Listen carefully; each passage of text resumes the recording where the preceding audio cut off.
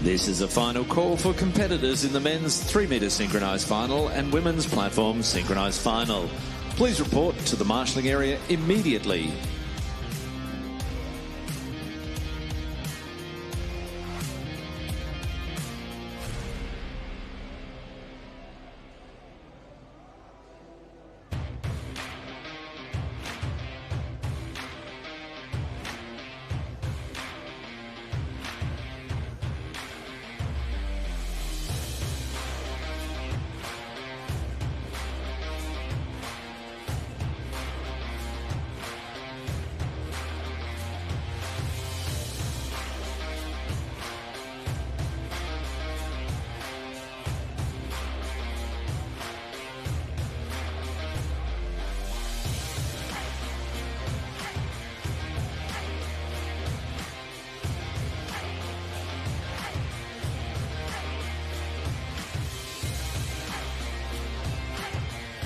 Ladies and gentlemen, introducing the competitors in the men's 3-metre synchronised final. Team number 1, a combined team of Victoria and Queensland, Benjamin Wilson and James Wood. Team number 2, a combined team of Victoria and New South Wales, Hudson Skinner and Sam Fricker. And ladies and gentlemen, introducing the competitors in the women's platform synchronised final. Team number 1, a combined team of Victoria and New South Wales, Laura Hingston and Lauren Flint. Representing New South Wales, Lillian Cormack and Kayla Davies. And a combined team of Queensland and New South Wales, Maggie Gray and Ruby Drogamalla.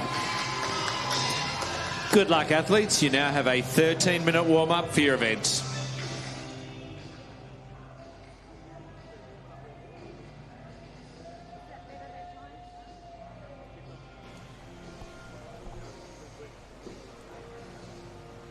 Nothing. We'll get underway. We'll start chatting now. All right, ladies and gents, welcome to the Diving Australia Open Championships here in the Brisbane Aquatic Centre. I'm joined by Adi Hinchliffe again this morning, which is fantastic, of course. Morning, everyone. We've got the men's 3-metre synchro final, and we've also got the women's platform synchronised diving final.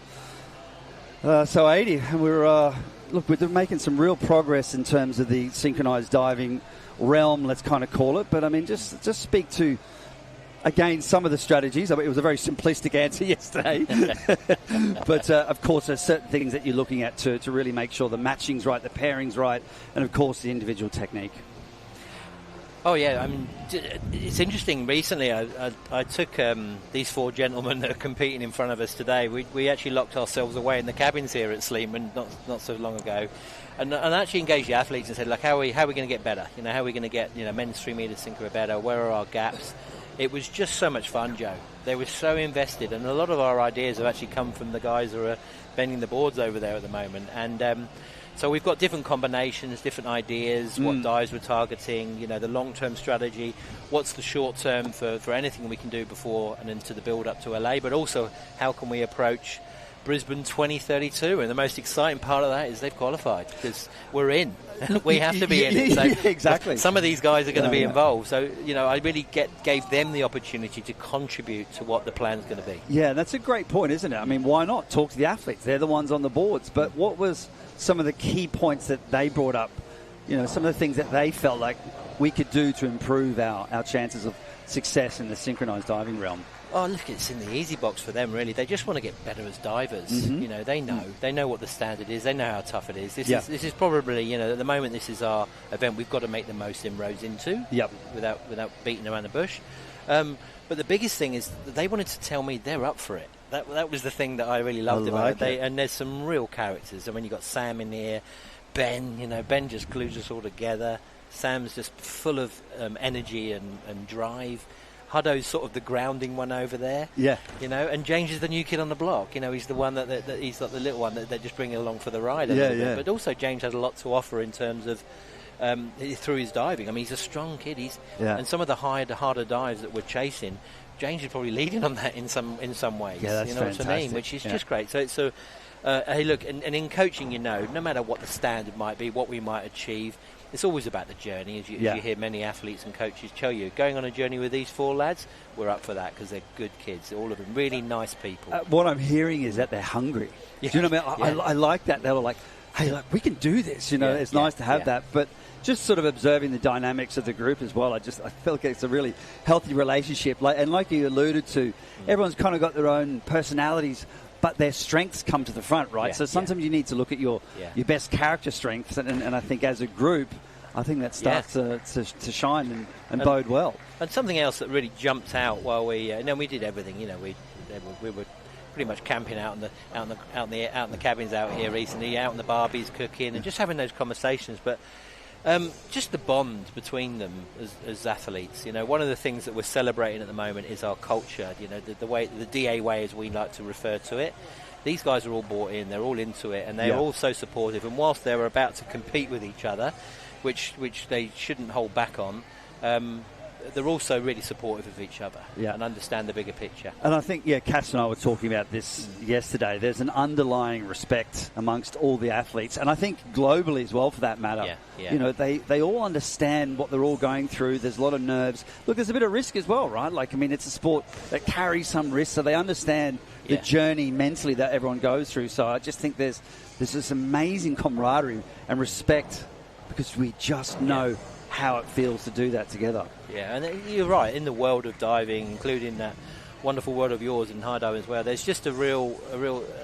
It's unique, the sport. There's a lot of. It's why we clap each other. It's the strangest thing that we do, but we clap often our competition as well when we see something done really well. We saw Zaffa do a dive yesterday, and it just took the roof off. Everyone was how good was that? Wanted to connect to that moment with him. You know what I mean? Yeah, So it's like. It's just how diving's made. So actually, if you can sort of connect the dots when you're looking at a strategy or a purpose or a plan that we have to try and help Australian diving getting better, it's pretty quick to get buy-in. Through the athletes, and also remember through the coaches. Yeah, absolutely.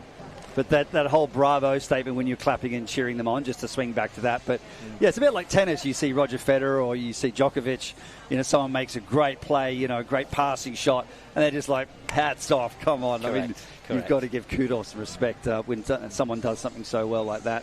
But look, really excited to watch the women's synchronised platform diving as well. I think the strength and the depth of the field, particularly in the women, has just been remarkable. So we've got Laura Hingston today, got Lauren Flint, got Lillian, got Kayla, Maggie Gray, of course, and Ruby Drodgemiller pairing up for our synchronised 10-metre diving here today. So we'll start off with the men's 3-metre, so we'll go through those pairings and then we shift off into the women's platform synchro. So it'll be a combined event.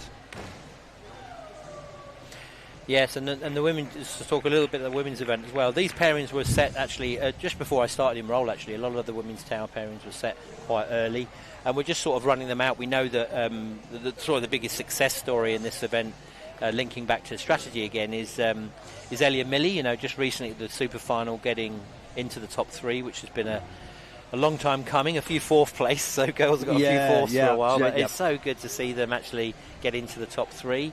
And these are some of the pairings that have been identified behind, and it just shows the depth in diving Australia. A lot of these girls are based, as we know, down in Sydney, but also Laura working with Harriet down in Victoria, but also Maggie Gray working with Edwin up here in Brisbane as well. And these girls get together and train and prepare for something like this. So this will be a good competition, and it's nice to see young ones again. Maggie's still a junior, Ruby's still a junior, that's a junior absolutely. team still. Lillian, Kayla, juniors. So although we've got the sort of some established divers in Laura and Lauren, these junior teams aren't to be underestimated. It's just great. And obviously Ellie Cole in the United States. Which college program is she with? Ellie Cole? Ellie's at Stanford. Stanford, that's right. Ellie's at Stanford at the moment, training in America. So we've what we do is we tend to send Millie out to Stanford sometimes. We've already done that for some training. She's gone out to America, and obviously when Ellie returns back to Australia, they do some preparation together. But really, really happy with that.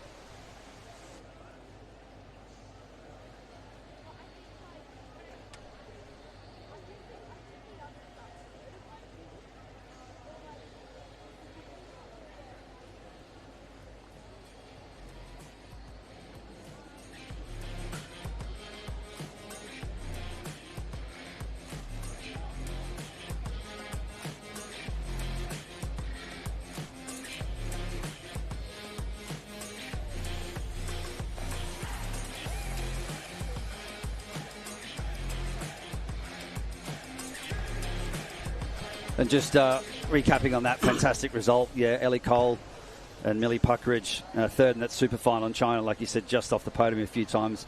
Bit of a shame we're not watching them here today, but obviously Ellie and Millie Puckridge pair up very nicely, but Ellie's obviously still in the States right now. Yeah, no, Ellie's, balancing the educational commitments to going to university, which also, at an establishment like Stanford, Ellie had to postpone a few things while she was doing the World Cups this year. So she's had to stay back in America this week just to finish off some key exams and key pieces of her studying. So obviously, unfortunately, we can't see Millie and Ellie, who are our premier team, but we sort of know what they're doing. Fourth in Canada, third in China. We'll be seeing them back in action later this season. Probably next stop for them will be out in Bolzano at the Aqua Recognised event later this year. But here, it's great to see those teams that are behind. One of the things that's always been a good event again for Australia, like the women's springboard we were referring to. This is a strong event for Australia, and we've got really good teams here fighting. They've had a good prelim. It's all very close, everything to play for, and I'm really excited to see how these teams are going to sort of punch out here and in these future events in the coming months. I do think probably towards the end of the year it will be a time for me to bring the girls all back together again. Yeah. I want to be scrutinising sort of a little bit more around how they're performing individually, look at the data, start to really sort of consider what next steps are, because we've got a nice window still before the Olympics to make sure that we've got the right teams competing as we approach the games in LA. Yeah, so what's your plan? Obviously, we've got the Gold Coast event, the Australian Cup. Is that what we're calling it? Yes, the Aussie Cup. So that'll be in December. I forgot the date. 2nd to 5th. 2nd to 5th. Off yeah. my memory. And then obviously, I would assume you'll start to kind of plan some sort of a training camp for synchro. Obviously, here being that we've got all the 3 metre wide platforms on 5, 7, and 10. Yeah, no, I've done the same as I've done with the lads. I was just talking about. I'm really excited to do it with the girls too. I think I've got a feeling the plans are all sort of coming together at the moment. But we're going to get the springboard girls together. I think November time. I think that's the plan at the moment. And again, we've got to do a bit more work with the coaches. But I think early in the new year, as we hit 2027, I'll be bringing, our top 10 metre girls together again, just to reassess, check and challenge, reflect, make sure that we are maintaining our standards as we approach the key events that are going to get us, hopefully, to the Olympic Games in LA. I think it's just, for me, it's pretty remarkable when you think about like how well we compare our athletes, considering that they're training in different states sometimes. I mean, it's just, it's amazing that they can kind of, obviously go off and do their own thing, but then regroup and still manage to dive so well. It's just phenomenal. And look, you're dealing with people, Joey, and we have strategy. Our strategy, the centrepiece of that is get the athletes together, let them train together, develop those. Of course, that's the way it goes, but people have real lives. Ellie's a fantastic example, an incredible opportunity at Stanford for her. I mean, I always try to reflect, if she's my daughter, do I let her? Of course you do. That's an incredible thing. So then we have to get outside the box. How are we going to make this work? Look at different ways. So it's not necessarily sort of conventional for us, but we're going to make it work because we got to. Yeah. Because we got to, for the interest of the sport and to make sure that we give her an opportunity. And there's a couple of positives to the NCAA college program. What Cass was talking about, they have a lot of competitions. Yeah. So I think the positive to look at that is just that regular competition exposure, helping settle Ladies the and nerves. gentlemen, we now enter the danger zone of introducing the officials. Although we would like to obviously have them here, but they go away, they gain valuable life experience as well. That's the other thing. Some education. Yeah. I mean, you can't beat that. And it just depends. At the end of the day, sometimes that needs managing. So for athletes that maybe aren't making your national team, they do get, you're right, they get good level quality competitions, lots of it. But also, we've got to remember, for Ellie, necessarily, that's not what she may need. She doesn't need a lot of competition. She's a very high-profile athlete, very high level at the moment. Sometimes targeted competition plans are much more important. So it comes back to that same thing I've been saying to you last 2 days. It's pretty individual. You know what I mean? The plan comes down to what does that athlete need. You know what I mean? Which is the important agenda for me. Right, so there's that balancing act, because you can oversaturate and then obviously overexpose the athletes to too much training, right? You can make them tired. Yeah, it's just and too much competing. Cass would get bored. If Cass competed that much, he'd get bored. Yeah, because you want it to feel special to a certain extent, so you want a little bit of that. Because we were talking about that yesterday, and I said, do you just because I remember when I competed, I'd squeeze so hard on my legs, I'd get a foot cramp. Yeah. And you know what I mean? And then Yes, you get the water and go, oh, my foot's cramping. And then Cass like, yeah, I do, you know, although he's quite nonchalant, right? But he's still got that bit of fire in his belly, right? So we're kicking off for the men's 3 metre synchro. We've got the pairing, Benjamin Wilson and James Wood. Great to see Benjamin dive so well, making a huge comeback in the 1 metre event yesterday. Like, had a bit of a slip up in his earlier rounds and then fought back to the very end to take the win again, just ahead of Hudson, although Hudson pulled his degree of difficulty back somewhat. Yeah. But here we are. So these guys are performing a set list I provided for them.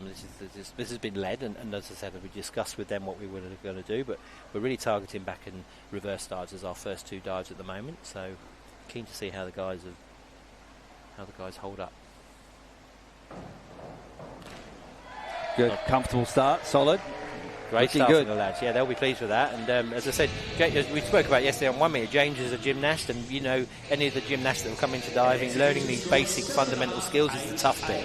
They love all the spinning and throwing things around, but and it's so good to see him matching up against, you know, alongside one of our established senior divers. Yeah, look, really solid takeoff as well. I think, speaking of the challenges with transferring from gymnastics, I mean, one of the main things that Zhang Ning and I always notice is that dip of the chest. Right, nice score there. Yeah, look at that. Great start, 49. They'll be very happy with that. That's sets the stall out. It's just nice to have a good dive to start with, isn't it? Just sets the tone, gives you a bit of confidence, settles the nerves as well. Yep. And again, I always swing back to this. I just love watching required dives. Yeah. And so you've said to do the same thing. Yeah, so we'll see some direct comparisons here. Huddo and Sam have sort of lent into some new stuff that I've asked for them. They've put a big dive in. You'll see it later on, the reverse twist. But at this stage, we're going to see some direct comparison on skills. Another back dive. Yeah, both. Yeah. Both pairings looking very, very, very nice indeed. So, okay, so you've been very specific about the order and the types of dives. Are you sort of more referring to the required dives? Is that where you're... Yes, but also we've got a plan around how we build optionals. So, you know, if any of these guys want to, we spoke about their drive and their commitment to get better. Mm-hmm. So they got to show me to their individual campaigns. You know, if you want to be using them with 3.5, you both need to be doing it. Yep. You know what I mean? If you want to be doing 4.5, you both got to be doing it in your individual list. Right. Established. Okay, you've got a case here. Show me the case. Yeah. You're both doing well. You've got some data there. Let's put it in the list. Exactly. Okay. Just looking at the comparison between Benjamin and James and Hudson and Sam, but obviously they're just doing their optionals in a different order. Yeah. But now we're going to swing over to the 10 metre platform for the women's synchro final. We're going to kick it off with Laura Hingston and Lauren Flint. Oh, look at this one. Yeah. Front dive pike. Here we go. Yeah.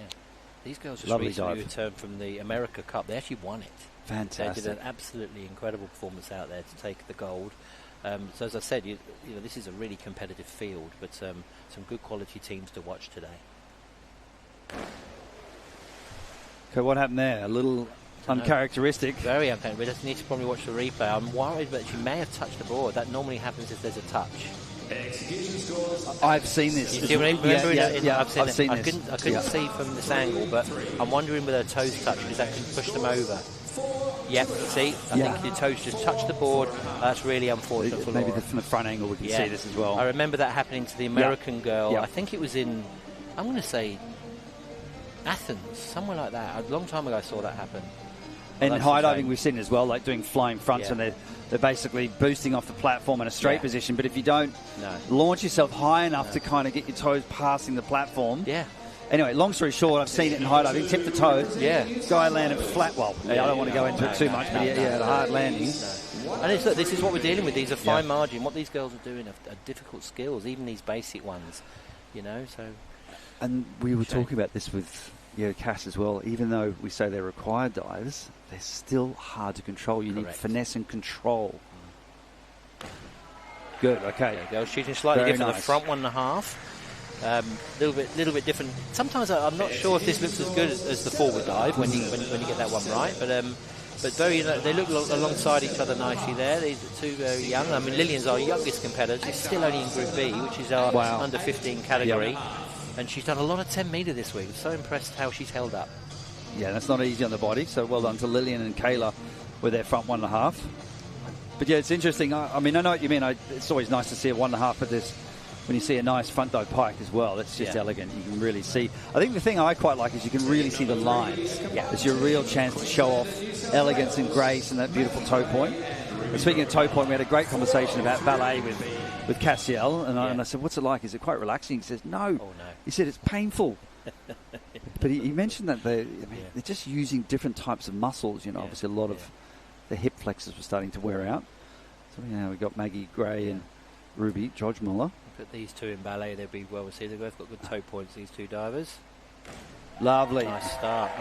Very well controlled by both of them, I thought. Just missing the entries a little bit. These two are known for their rips, and again, it may be the going over the weeks of 10 metre, they might be getting tired, but wonderful synchro there as they come over the top. Just need to get themselves a little tighter on the water. But maybe we can see the front angle. You can usually see that little bit of a lock just before. Yeah, maybe just need a little bit of an earlier lock there for Maggie just before the water. As you said, we're all human beings, and it gets tiring towards the end of the week as well, right? There is fatigue, there's mental fatigue, physical fatigue, and obviously striking the balance with the training load, particularly with our athletes, our junior athletes call it, so sub-18, let's say. Yeah. Good first round, and then, as I said, again, those two girls just returned from the Junior America's Cup where they also won. So our synchro team's impacting on the international scene as well, even though we've got them all pooled here together against each other at our national championships. Yeah, lots to celebrate in terms of our up-and-coming pathway athletes and obviously our senior athletes. But now we're swinging back to the boys bending the board, and I was talking about the aeroplane wing story. Oh, yes, I heard that. Yes, I heard chat to Cass about that. I knew about that, but not many people know. So we're diving on aeroplane wings, people. I can repeat the story for those who haven't heard it. But all right, second key dive. This is reverse dive. You'll see both teams doing this now. Hitting that all-important hurdle.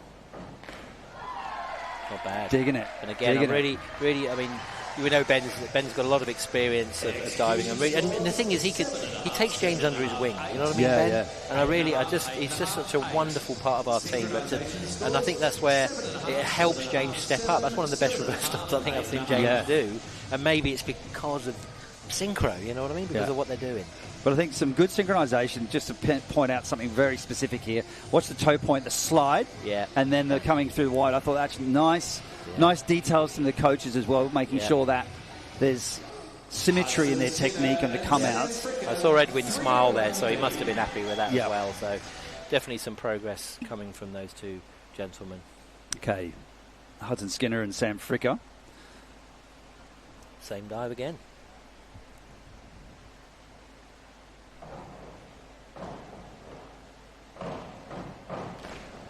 Very good again. Very high. You see there's some slight differences up the top there on the timings, but good quality dives in line. And again, this is going to be a good competition, I think. Yeah. We actually, as part of the camp, we actually punched these two pairings out in this combination in the camp, and it was close. It was good. Close. So, and again, as I said, we're going to Italy just in a couple of months' time, and I'll confuse everyone because out there, Hudson and Ben are competing. So we're still exploring. We're still exploring the combinations as these 3-metre divers evolve.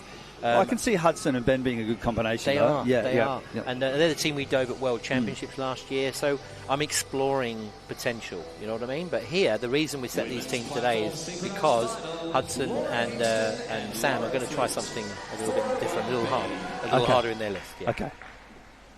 What, today? Let's keep an eye out for that. I'm just looking at our list. In the final round. We'll get to that in a minute. Right, on to the girls. Here we go. So we've got Laura Let's see if these girls Lauren Flint. So we're in with dive pike now, so we're just switching directions. Lovely line in the platform, look at that. Yeah. Beautiful start position.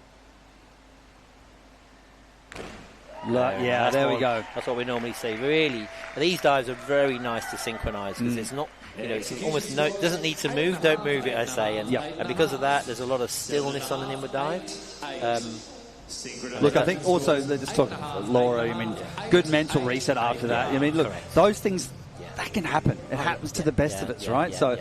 And also, for anyone who knows our sport knows they can be challenged. And the experience of Laura here showing through and just really resetting herself, moving on, getting on with business. I know it sounds funny, but it's better that it happens now than, let's say, an international competition. Like, okay, that happened. Now I know how to avoid that situation in the future. Correct. I mean, like, we've all been there. I mean, smacked their heels on the board many times. And Yeah. okay, so Waiting on the so Lillian Cormack, Kayla Davies. So back dive Pike.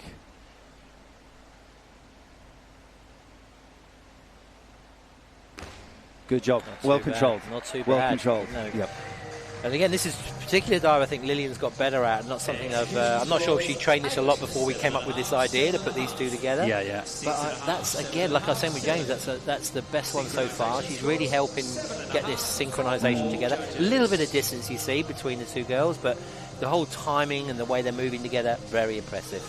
Your thoughts on back dive Pike? I mean, they're actually a very difficult dive to control, very easy to over-rotate. Yeah. You get your shoulders back on that one, you can get yourself in real trouble. I mean, your thoughts of, say, back dive Pike versus reverse dive Pike instead of Well, as a actually, choice? Joe, they're both important because Yep. the list we target normally, the girls tend to, once they're finished, they do front inward twist in their optionals, which means they need to have back and reverse dive. So that's why we lean into it. Again, going back to strategy, that's going to be important for us. And you can see that's why we're seeing these types of dives being used by some of these younger girls who are getting ready for maybe the bigger list later on. Maggie and Ruby, lovely stuff. And there's those rips we normally associate with these two. They missed in the first dive, but they've got much cleaner here.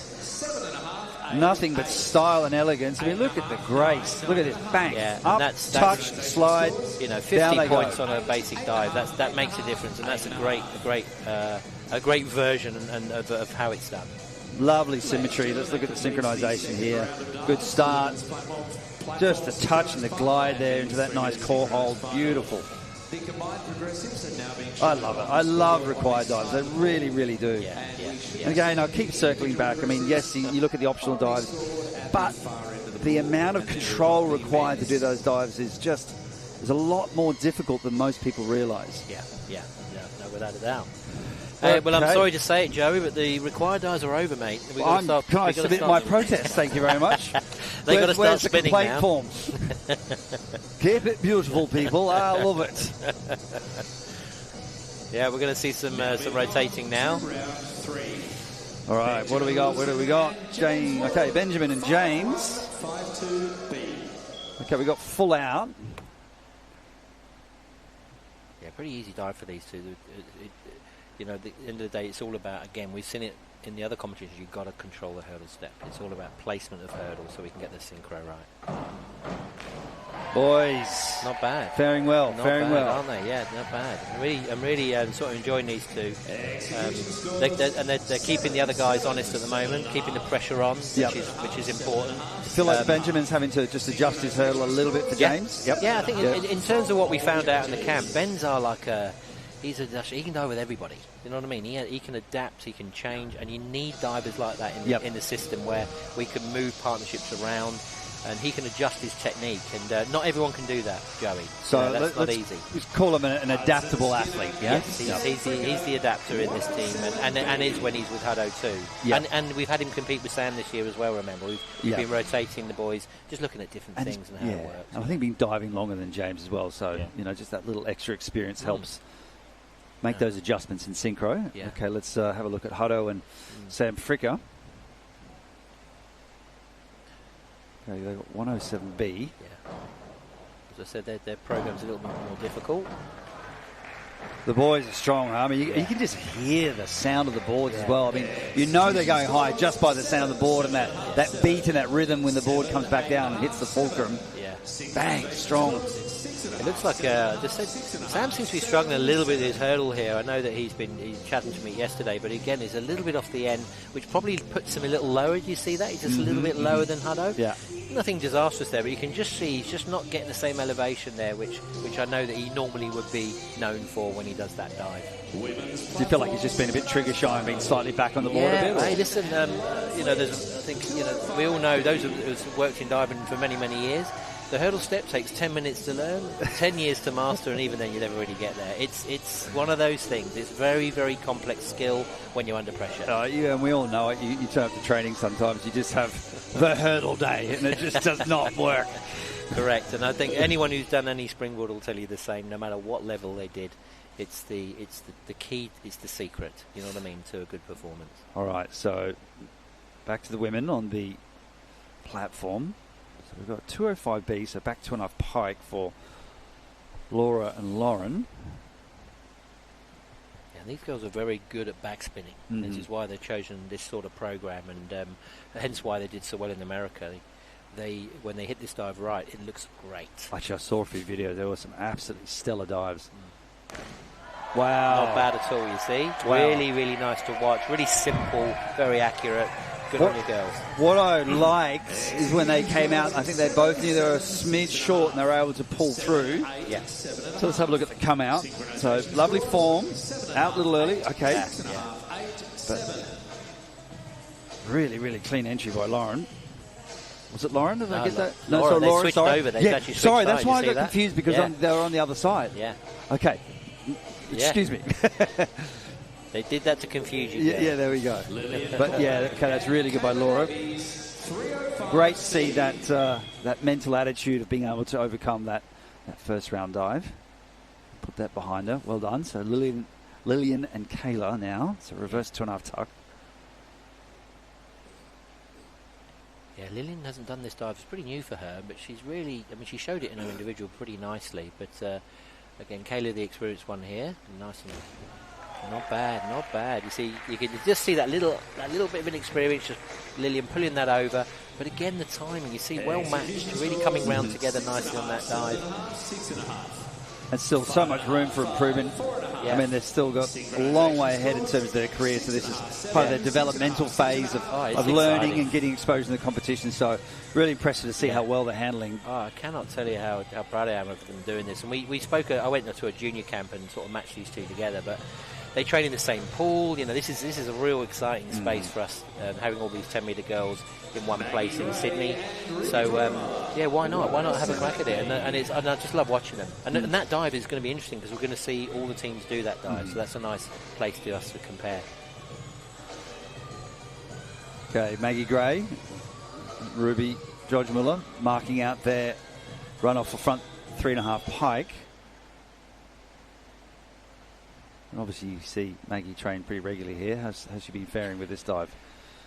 Yeah, good. This is probably the latest addition to Maggie's repertoire. There's an IMA 3.5 ready to go. She's just been working on an IMA 3.5 in training. But you know, Maggie is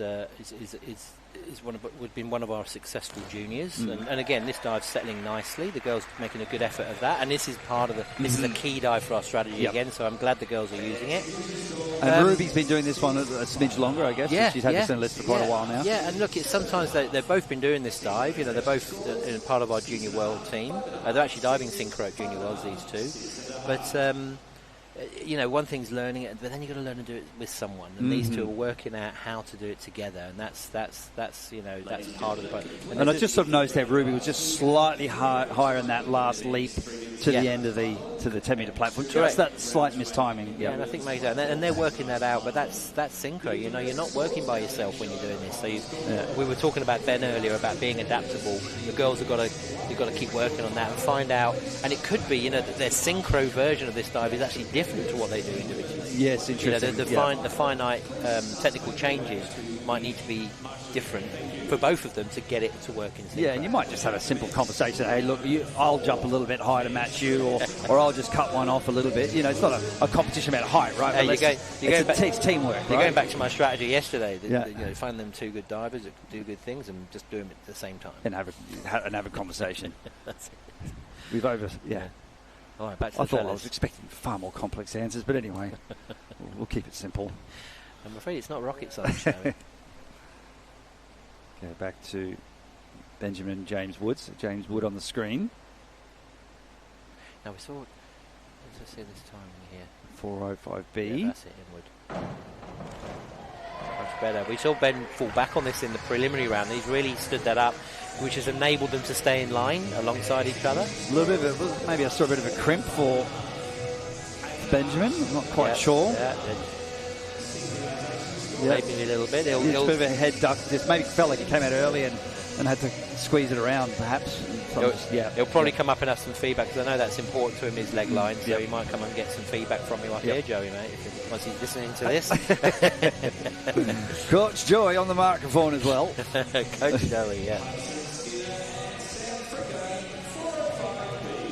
And a direct comparison here, so the team follow up with the same dive again, which is good for me just to watch the two teams do this together to see how they're going.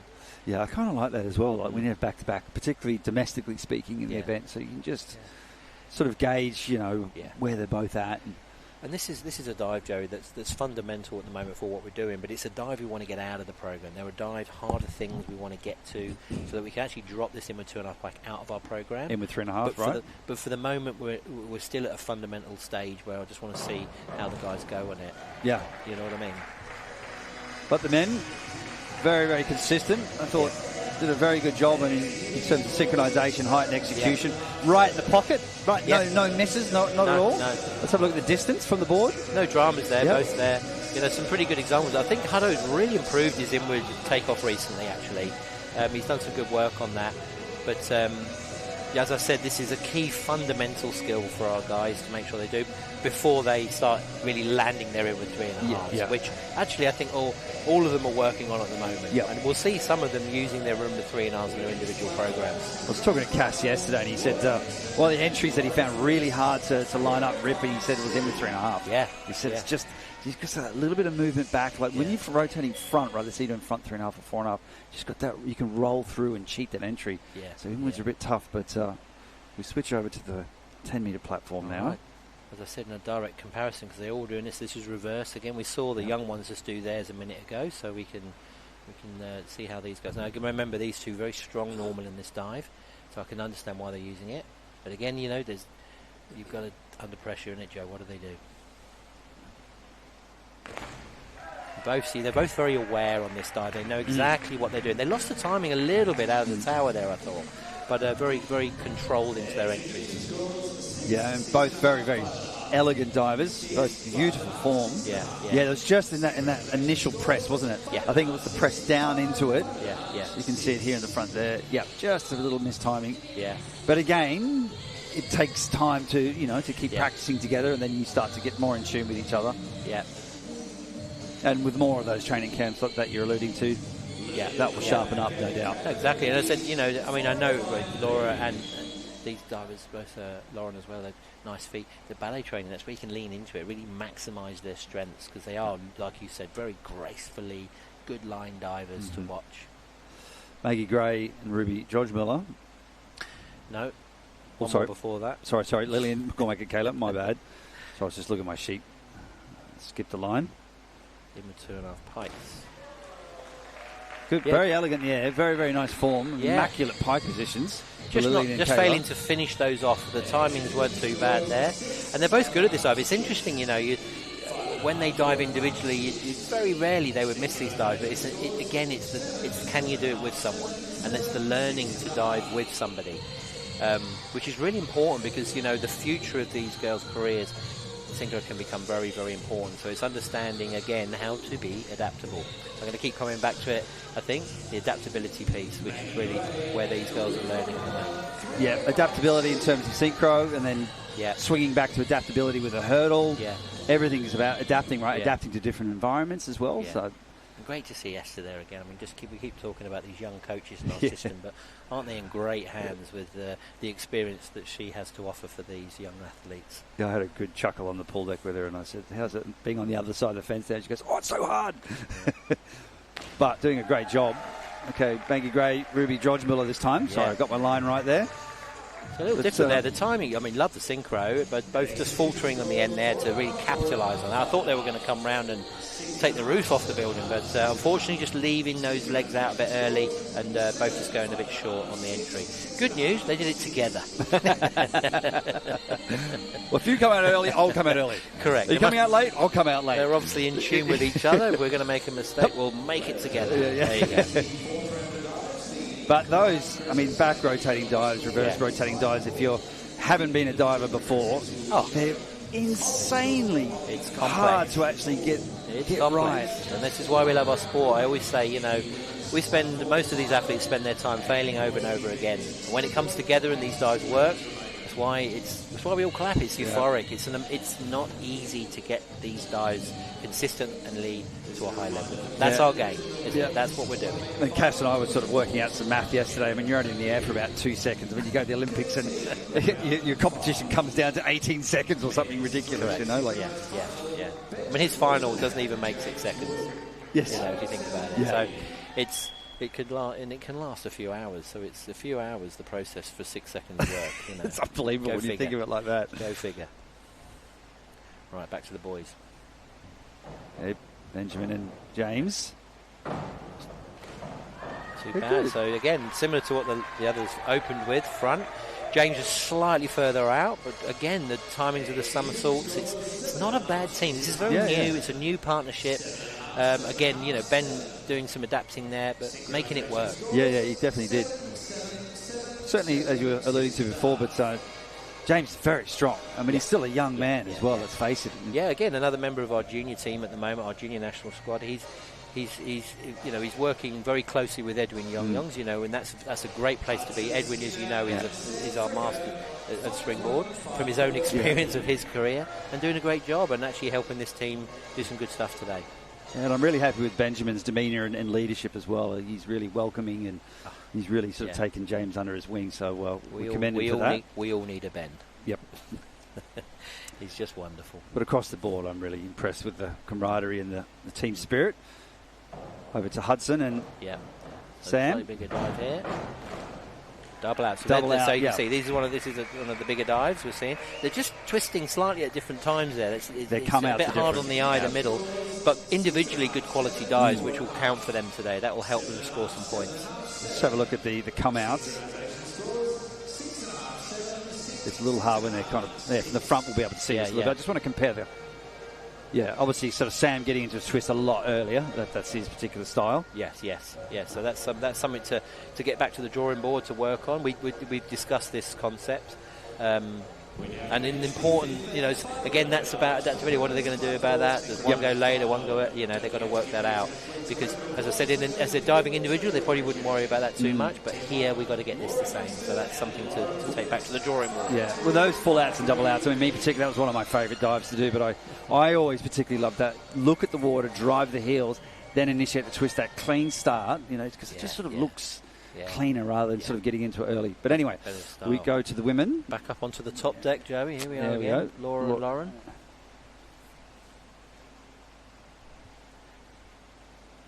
Okay, back twister. So a lot more DD on this. So this is everything to play for as they keep driving towards the young kids on this event.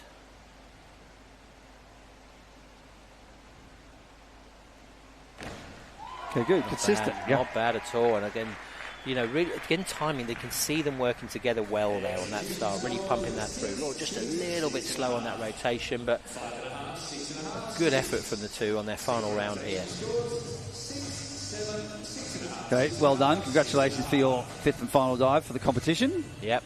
And again, we'll see these girls back in action because we've got the 10-metre final later on today. So this may almost be used a bit of a warm-up for that because I think we've got a real exciting final coming later on. Go back, have a nice little nap, all have smiles, a good lunch. All smiles in camp there. Yep. And a real shame. I really feel sorry for Laura. I can't say that's an error. You know, it's a bit like we were talking about the hurdle steps. You just feel for the athlete. You don't want those sort of mistakes to happen. But it's our sport, and it reminds us sometimes about the complexities of the skills they're doing. But good effort from the girls. Well done. Okay, so same dive for Lillian and Kayla.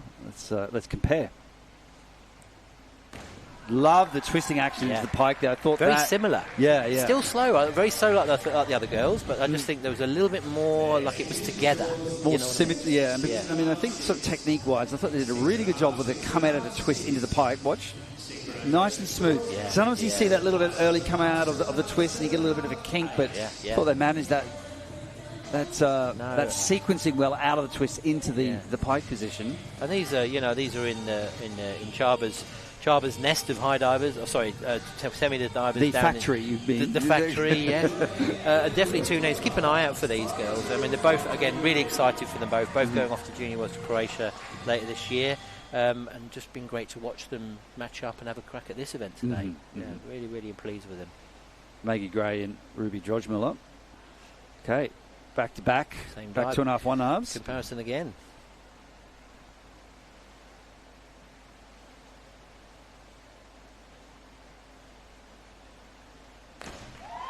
Good job. Not too But, bad. yeah, they've been Not really, they're all round a very consistent performance Yeah, across yeah. the competition.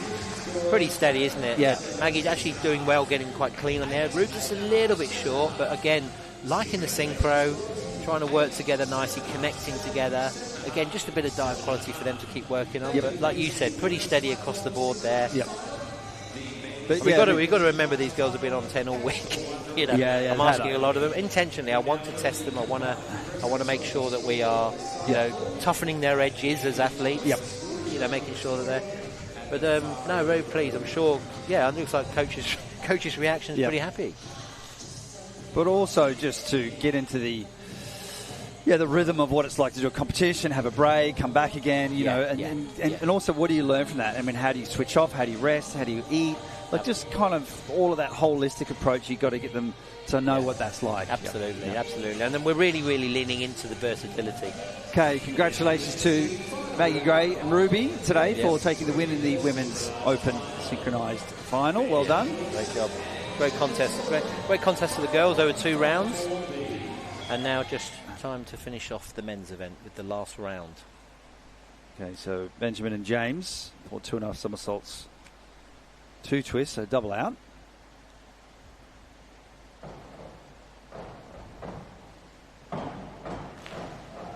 Okay. Yep. It's their bigger dive of the list. James just faltering a little bit, going slightly out on his distance. You could see him struggle just to pull it in. It's a new dive for James. And how Ben does this and adapts, and, you know, this is a real strong dive, but you can see that he's just trying to hold off on his power to keep the synchro together. But not a bad job from these two. They really, you know, I really admire sort of the effort they're putting into getting this team right. And like you said, I mean, this is basically a very relatively new dive for James, right? So look at that. The feedback going straight into that young athlete from an experienced diver. I mean, there you go. That just sums it all up for me. That little moment there between the two divers. And that just helps the younger divers like James feel confident and grow, you know. It's like that, hey, you're behind me. It's a nice feeling, right? Yeah, it's very important.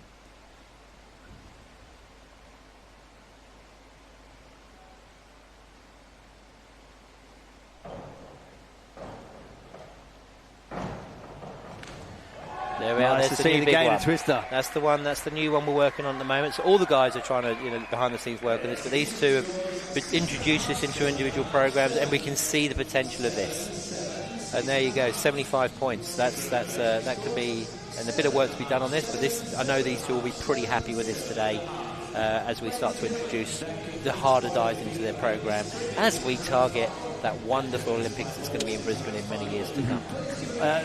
Really nice dive to watch. I mean, Greg Louganis did this oh so well. I think he did on 10 metre as well. Yeah. The reverse 1.5, 3.5 twister. And it was good that I think it was a positive thing that they actually started to change the DD a little bit, because there are a lot of multiple somersaulting and twisting dives, but Gainer 3.5 twister, hard because of the control factor. You must have an excellent takeoff. You must get the setup right. It was a dying art, wasn't it, for a while? We lost it, but I think it's great to see dives that have that one somersault, really, and all those twists fitting in between. And look, there we go, Hudson and Sam capitalising on that high degree of difficulty, taking the win today, and just hats off to all 4 of these lads for what they're doing and what they're trying to achieve, and the ambition that's sitting behind this competition at the moment. Congratulations to everyone diving there in that particular event.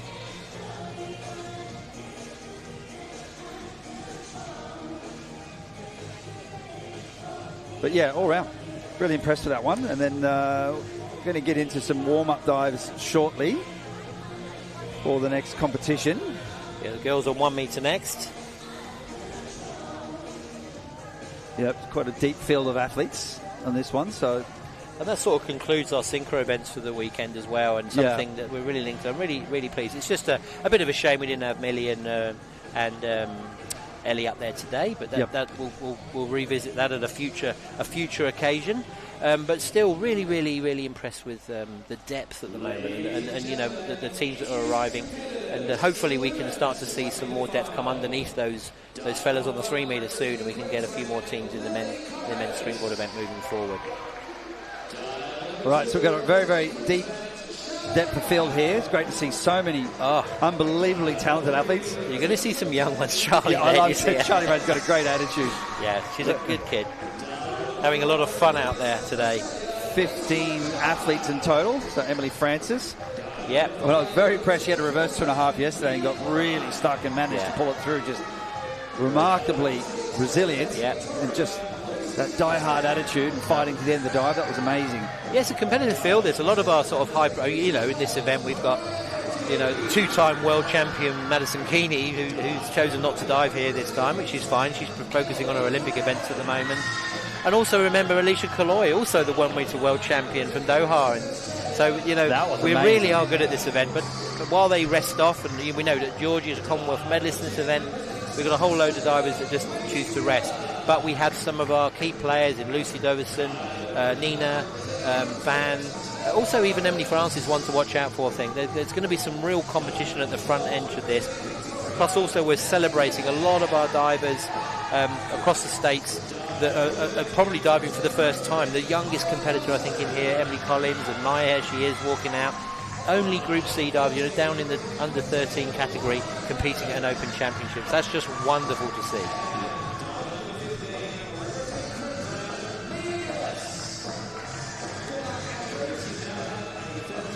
Yeah, this will be good to have a lot of athletes in this competition. We can really kind of get a good indication of the depth of the field and, and to see obviously some of the younger athletes and how they're performing.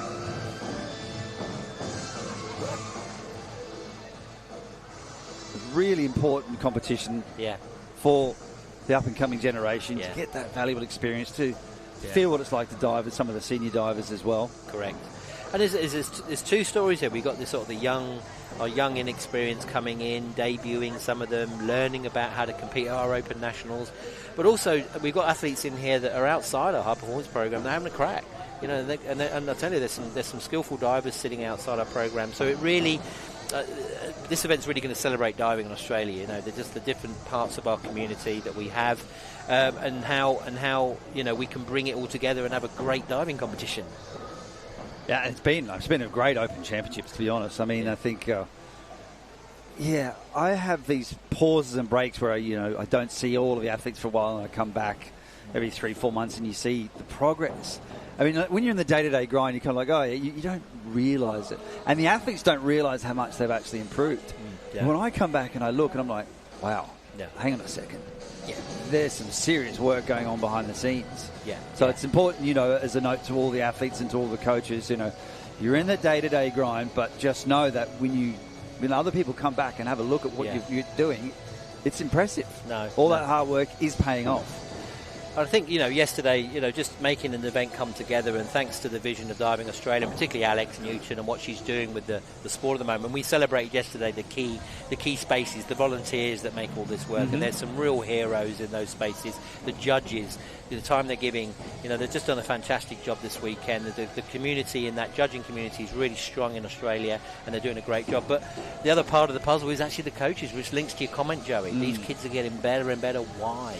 Coaching. We've got great coaches in Australia, and not just inside the program, outside too. I mean, we've got a diver here, Mariah, who's competing from Sydney at the moment. She dropped out. Her standard just dropped away about a year ago, and she dropped out with a coach, Michelle Olsen, down in Sydney there, the PLC coach. Looked after her, kept her motivated, kept her standard up. Guess what? She gets back in. Here she is again, flying along. And thank God we have coaches like Michelle in the system that look after our athletes to keep them on track, to keep them involved. Same thing going on here with some of these divers here.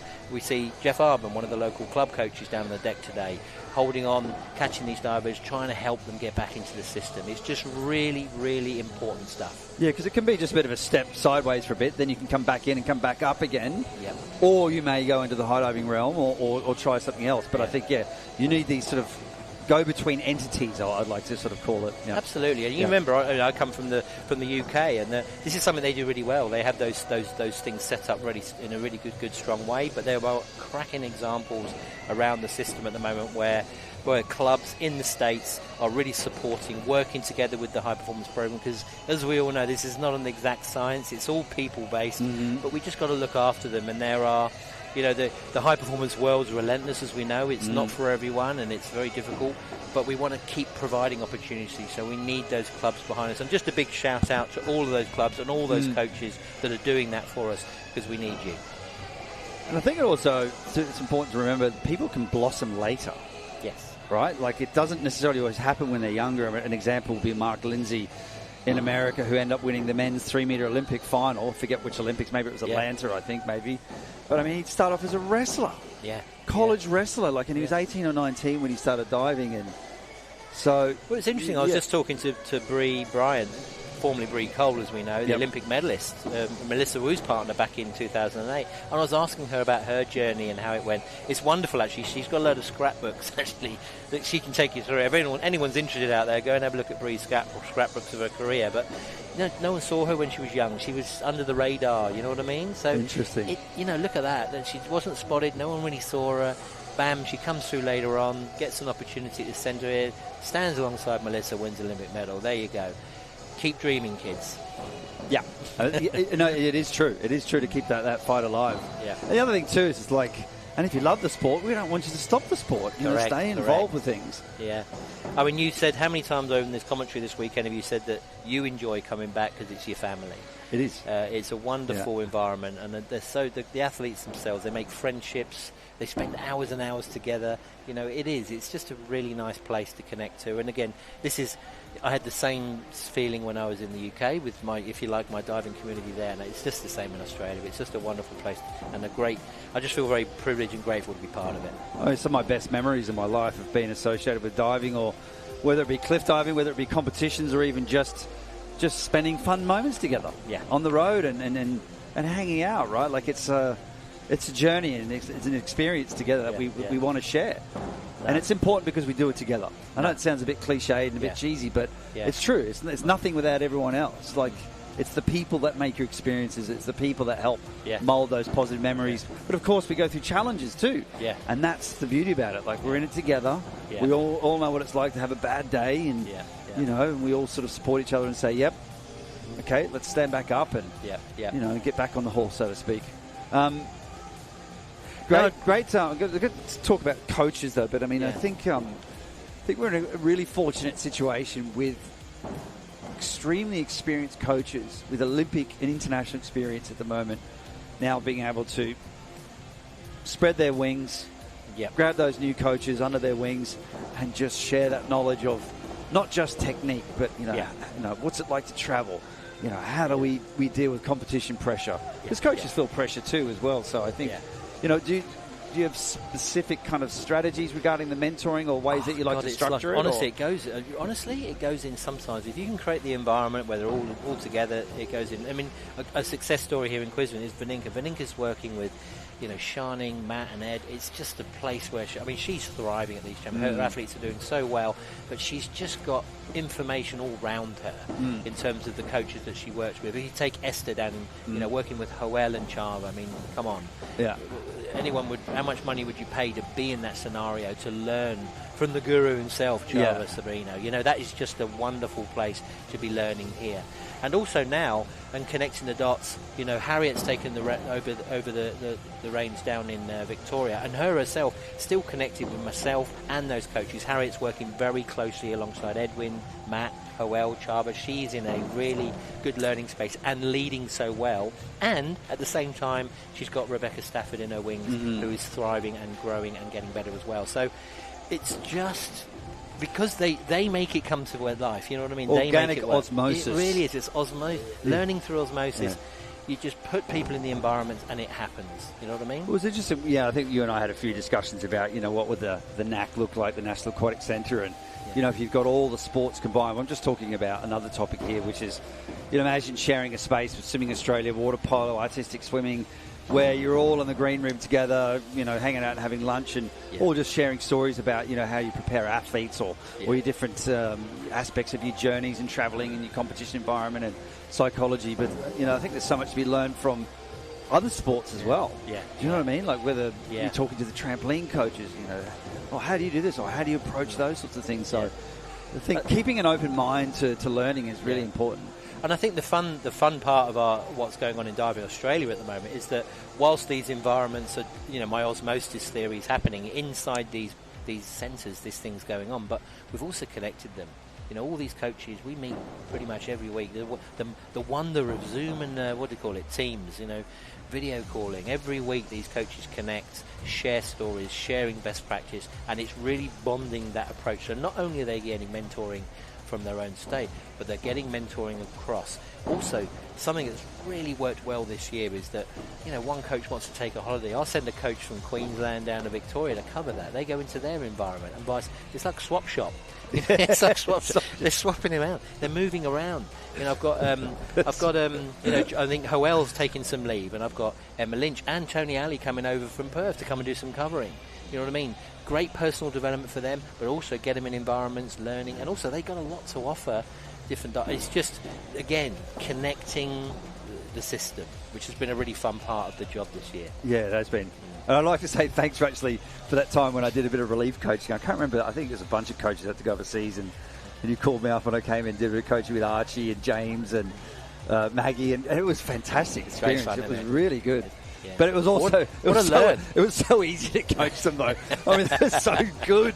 I was like, oh God, I don't really have to do much, to be honest. I mean, but it's about being positive and and obviously just steering them in the right direction. But God, when you're dealing with talent, it's But it all connects back to, and every single one of them. We've mentioned a lot of coaches today, and it's great to put a spotlight on them because we are truly lucky. But we need something from them, and what we've got from them is the ability and the open-mindedness to stay learning, stay curious. Don't get stuck in what we did 10 years ago. They're open-minded. They're exploring. They're doing new things.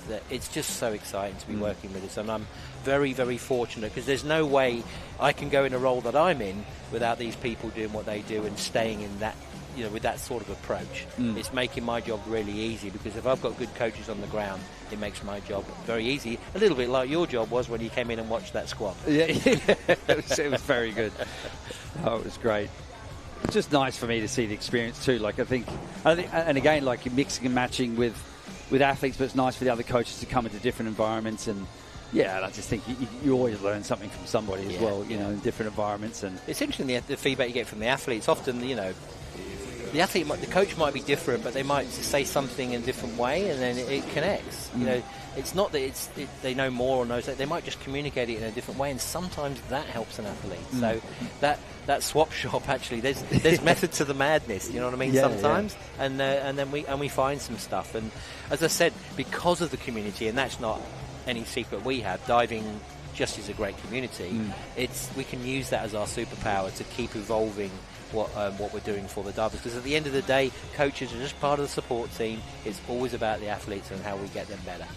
Absolutely.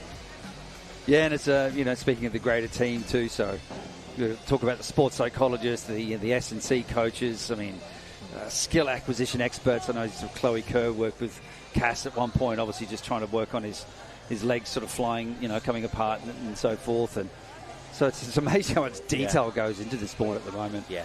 Is there any sort of, I'm going to jump into a slightly obscure topic, but is there any new software or technology that we're looking into in terms of biomechanics? Well, actually, it's funny you should say that. Right now, we've got one of our, Sean from Menswiss, and our performance analysts are connecting. We have a project with the AIS at the moment looking at how we monitor and track volume. Injuries are key, advantage to stop our athletes getting injured is a real key player. We've got cameras actually out here at the moment that are recording everything, that are educating a machine.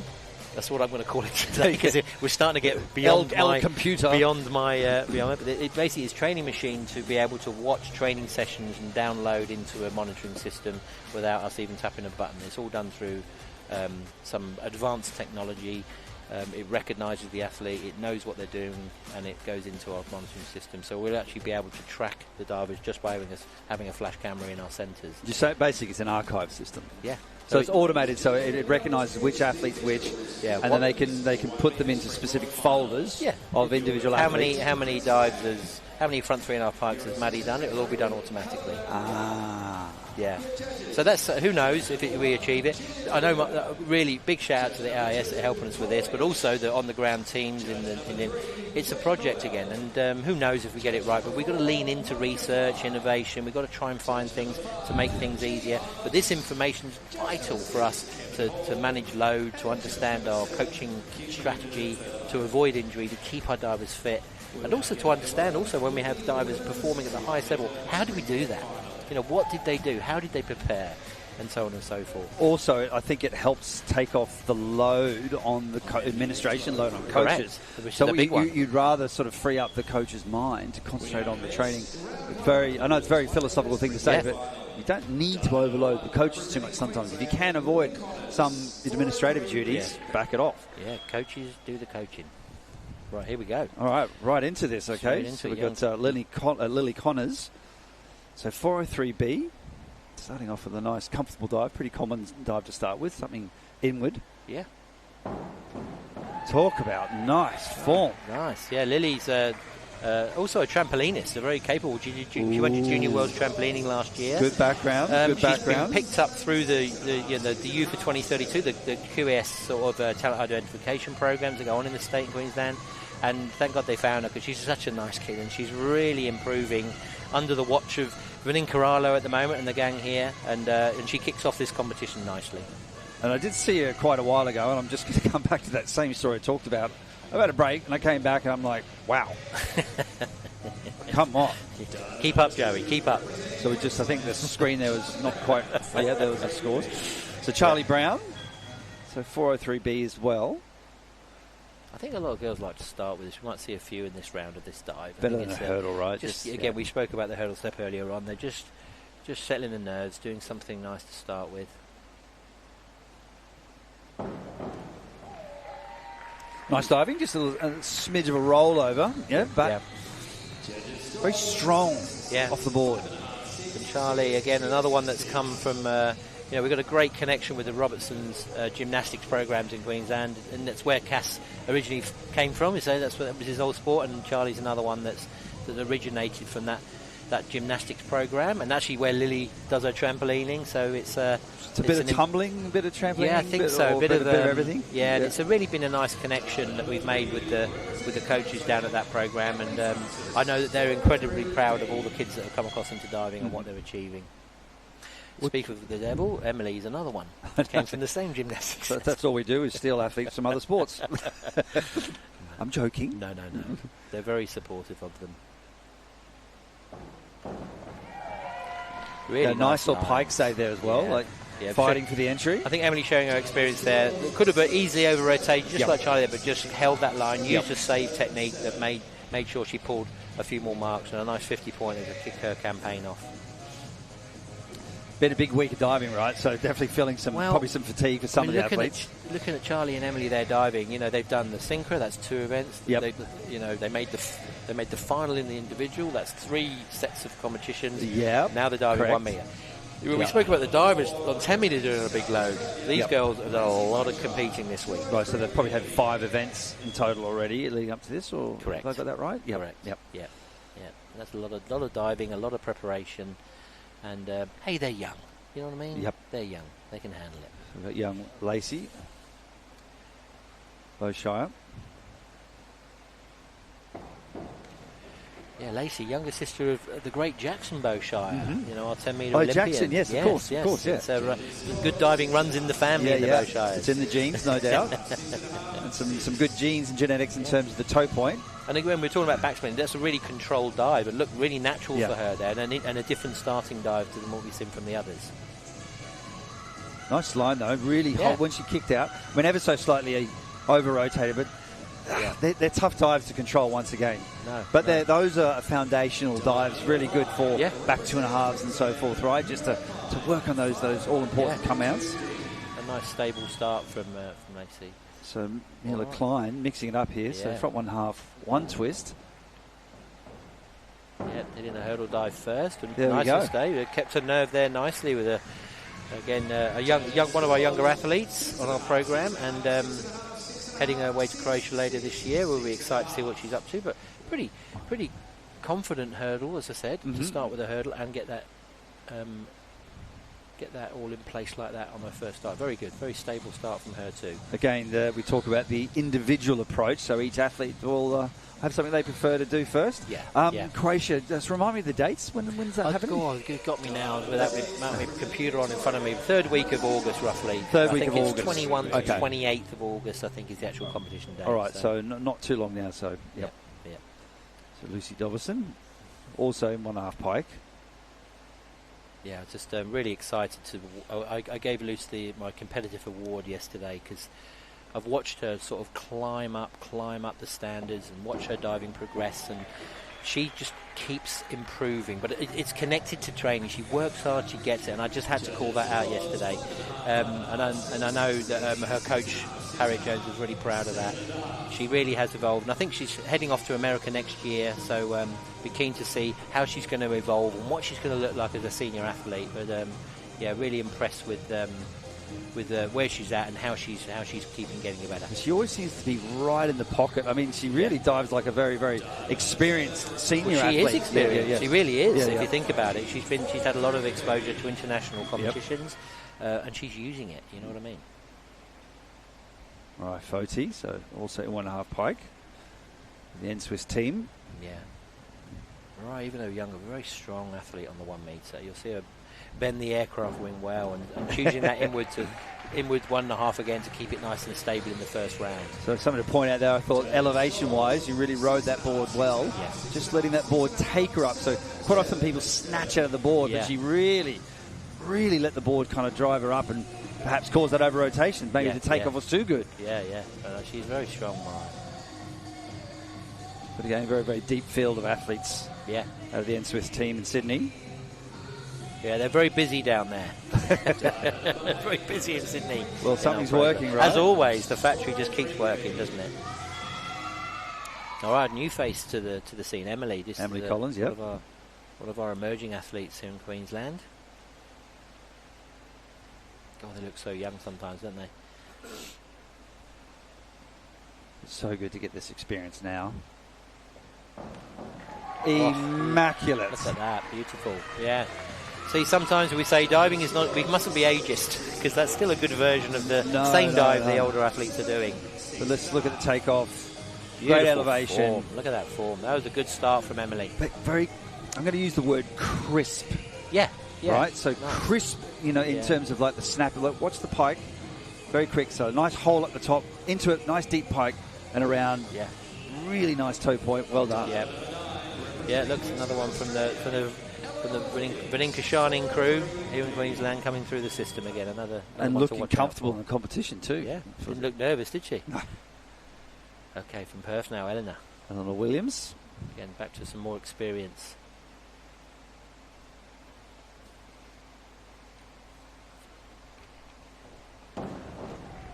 Made that look pretty easy. Yeah, very easy to. Same tactic, I think, nice and stable on the first dive. Beautiful pike shape. I thought she went over the top there.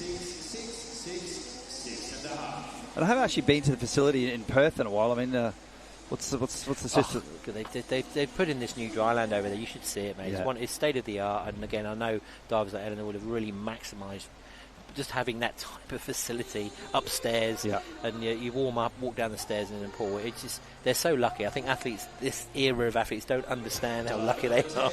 Yeah. So how we used to be able to. I know. But nothing like that. You know what I mean? And all the divers over there in Perth must be rubbing their hands together to have a facility like that, literally just up behind the boards. Macy Wheeler, back 1.5 somersaults pike. Yeah, Macy, another one of our NCAA. She's training actually out in Hawaii at the moment. Oh, terrible place to train. It'd be awful, that, wouldn't it? It would be, wouldn't it? In Hawaii. Oh, I hate that. Sporting her Hawaii tan by the looks of it as well. Yeah, no doubt. But another strong athlete, another strong takeoff. Yeah. Ever so slightly over-rotated. Great technical dive here. And again, a little different, going for the backspin again, another backspinner. But look at Akari, nice save technique on the water as well. I was actually going to point that out. It's nice when the athletes have that good feeling. They just feel that they're just going over a little bit. And obviously do that nice, really good knee save through the water right there. Look at her, those knees bending far. That's clever. You need to do that. It's really important. So good scores. Nice steady start. That's what you want. Yeah. give yourself a cup of confidence for the remainder of the dives. No. Getting lots of inwards out the way. Great comparison for us. It makes our job easy today watching the same dive, doesn't it? Taylor out of Queensland. 1.5. Nice line Good. again, you see. And again, the example of one of the athletes that's just working in one of the clubs locally, was part of the high performance program before, working really well with Jeff Arbon at the Chandler Diving Club at the moment, and you know, what a great start, straight into the mix. We've got 5 dives in total for the competition. We have a field of 15, so just diver number 11. But very nice toe point, very well controlled. I've got a feeling after the first round it's going to be a tight affair. Yeah. You know, I think there's going to be not much between the field at the moment. We haven't really had anything silly so far. Right, here we go. Probably, I think Nina's the current national champion. Actually, this we've got to keep an eye on this one. Very strong 1 meter diver.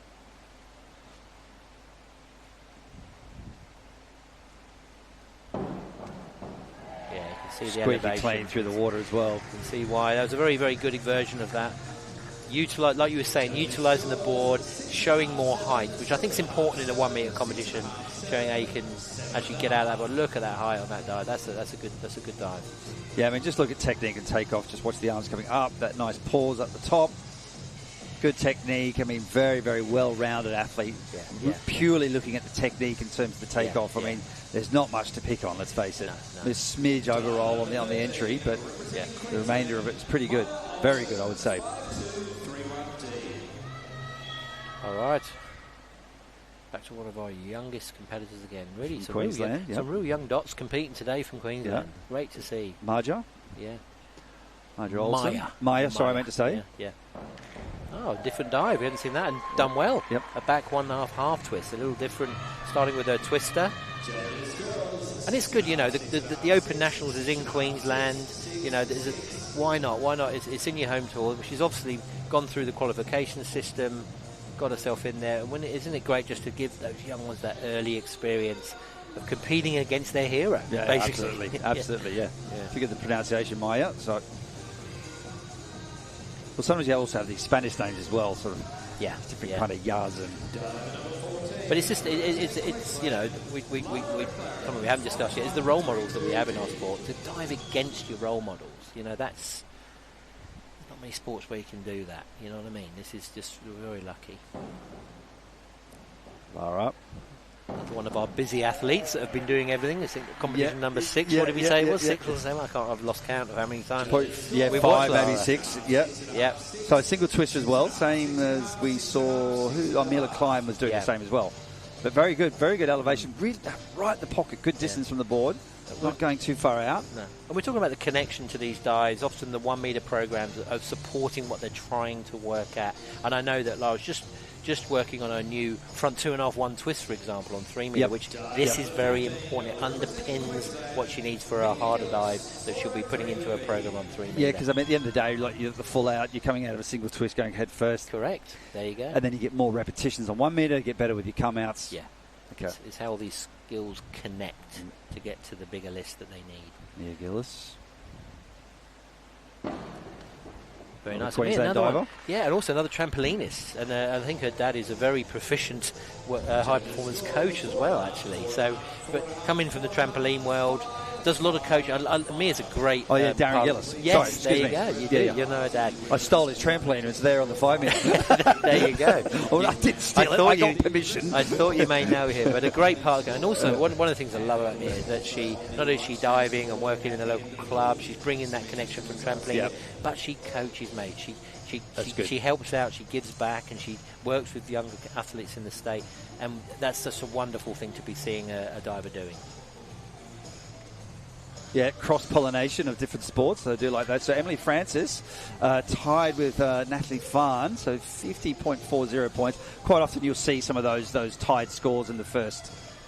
Yep. 2 points in the top 5. Not much is there. What did we say? Yep. It's not much between him to start with, and a very tight contest. And I think we'll see that as we go through. There's going to be marginal mistakes that make the difference in this competition, or those little moments that take people away.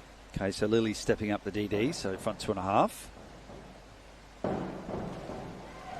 Lovely pike position. A bit of a Makes it shame, easy. obviously, it went by. Yeah. So I thought, I mean, in terms of the position in the air, I mean, lovely.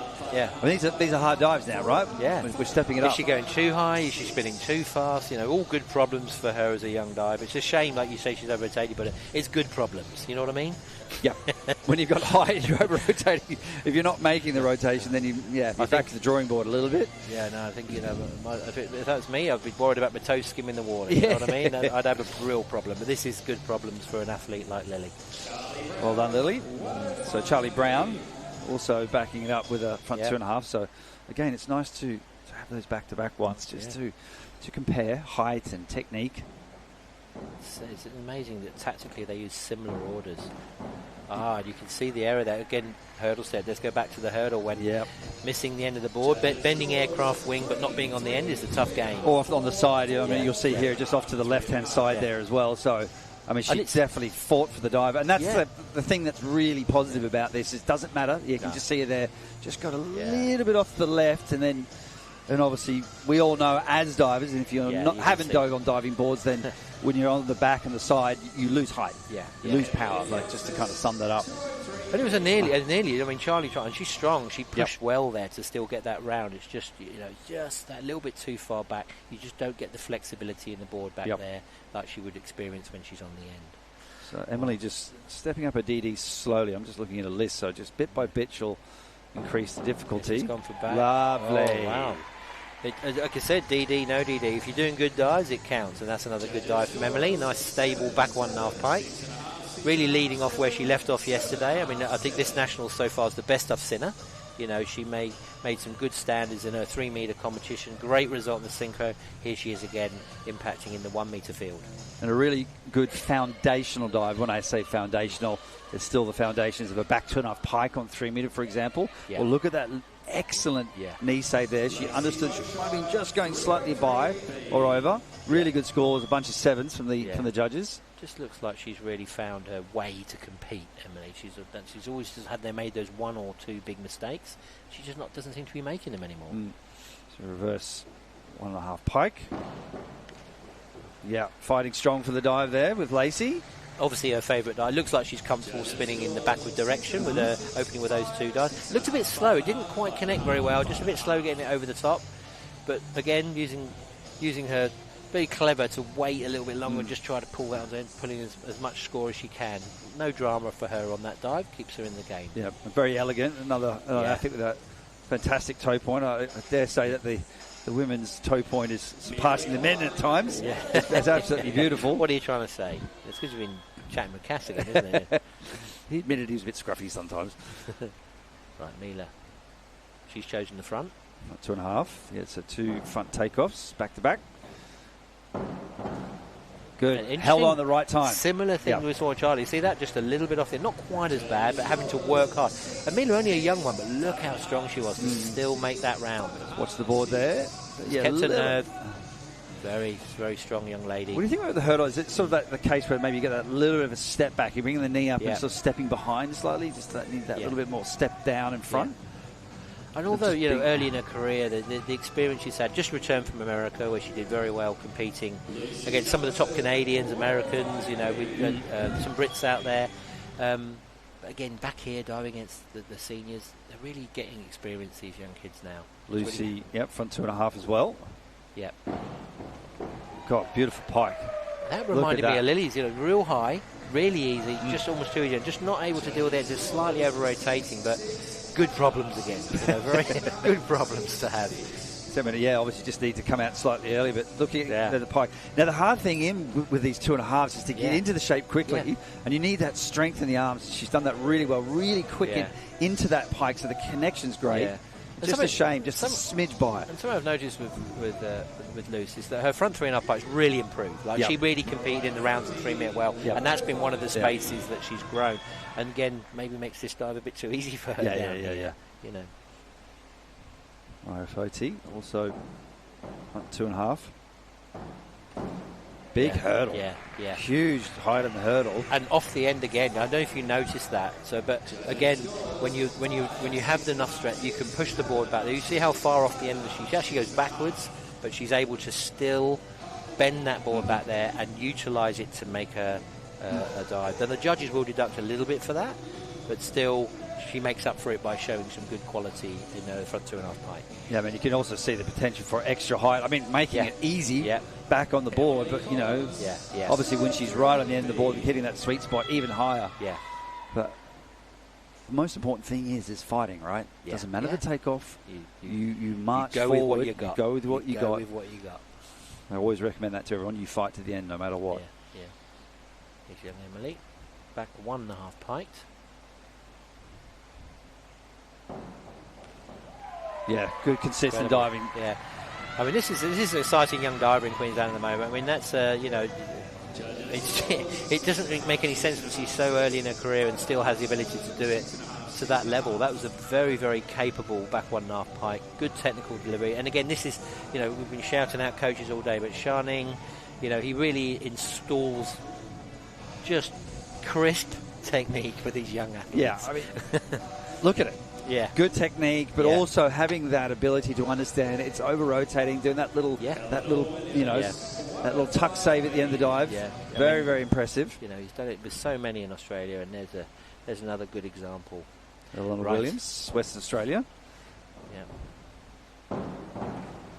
And that's a nice dive. But notice that she's able to keep it a little bit closer to the end and was able to use the board better. Yeah, you could hear the rhythm of the board. So straight away, nice strong hurdle, caught the board. I mean, just a few centimetres back from the end in terms of the distance from the toes to the end of the board. But definitely one of the better ones, better versions that we've seen so far. It's one of those hurdles where you go, I got it. That one feels good. We got it. Yeah, she really got that sweet spot. You can see. Nice dive. Yeah, that really good, strong, consistent dive there.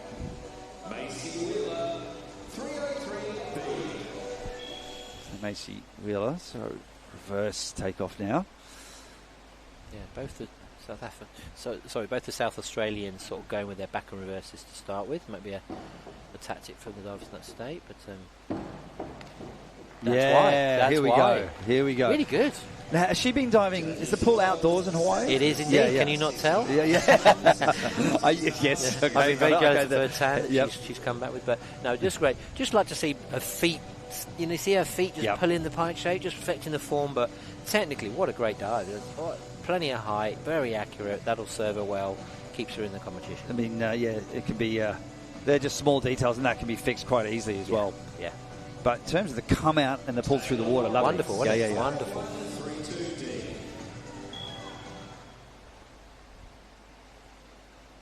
Taylor here, so forward 1.5, one twist. Okay, good job.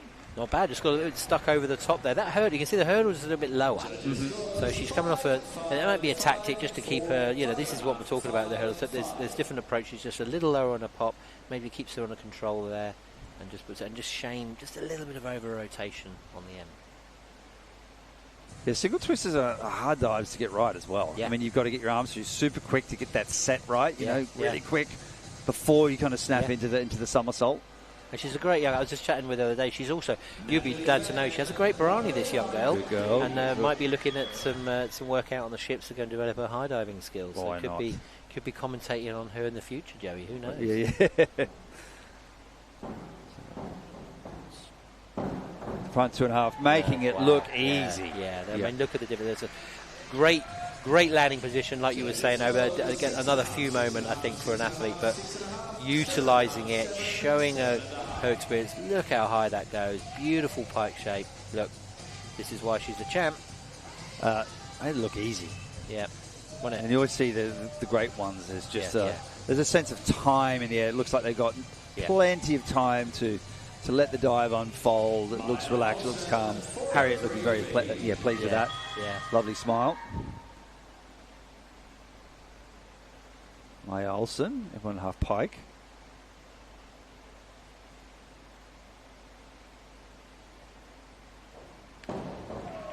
Really clean through the water. Nice little swim through, getting the lock and the pop. The two nice bubbles up to the side there for the entry. And you know, the Olympics is coming to town, and one of the things we want to think about when we talk about the Olympics is we want legacy. You know what I mean? We want to see what's going to happen to diving with this with this experience we're all going to go through, with this facility that's coming into the system.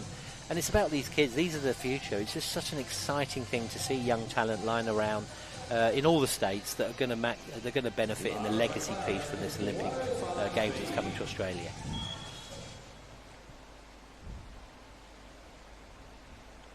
Mara McLaren, so front 2.5 as well. What a bad effort again, isn't Yeah. it? They're better hurdles, you see. I think the ones who are sort of getting a better landing position are definitely staying a bit more competent on this dive and utilising it to rack the points for their campaign. Yeah, looking comfortable in the air, looking like she had the time to come out of the dive. Yeah. That all stems from a good takeoff.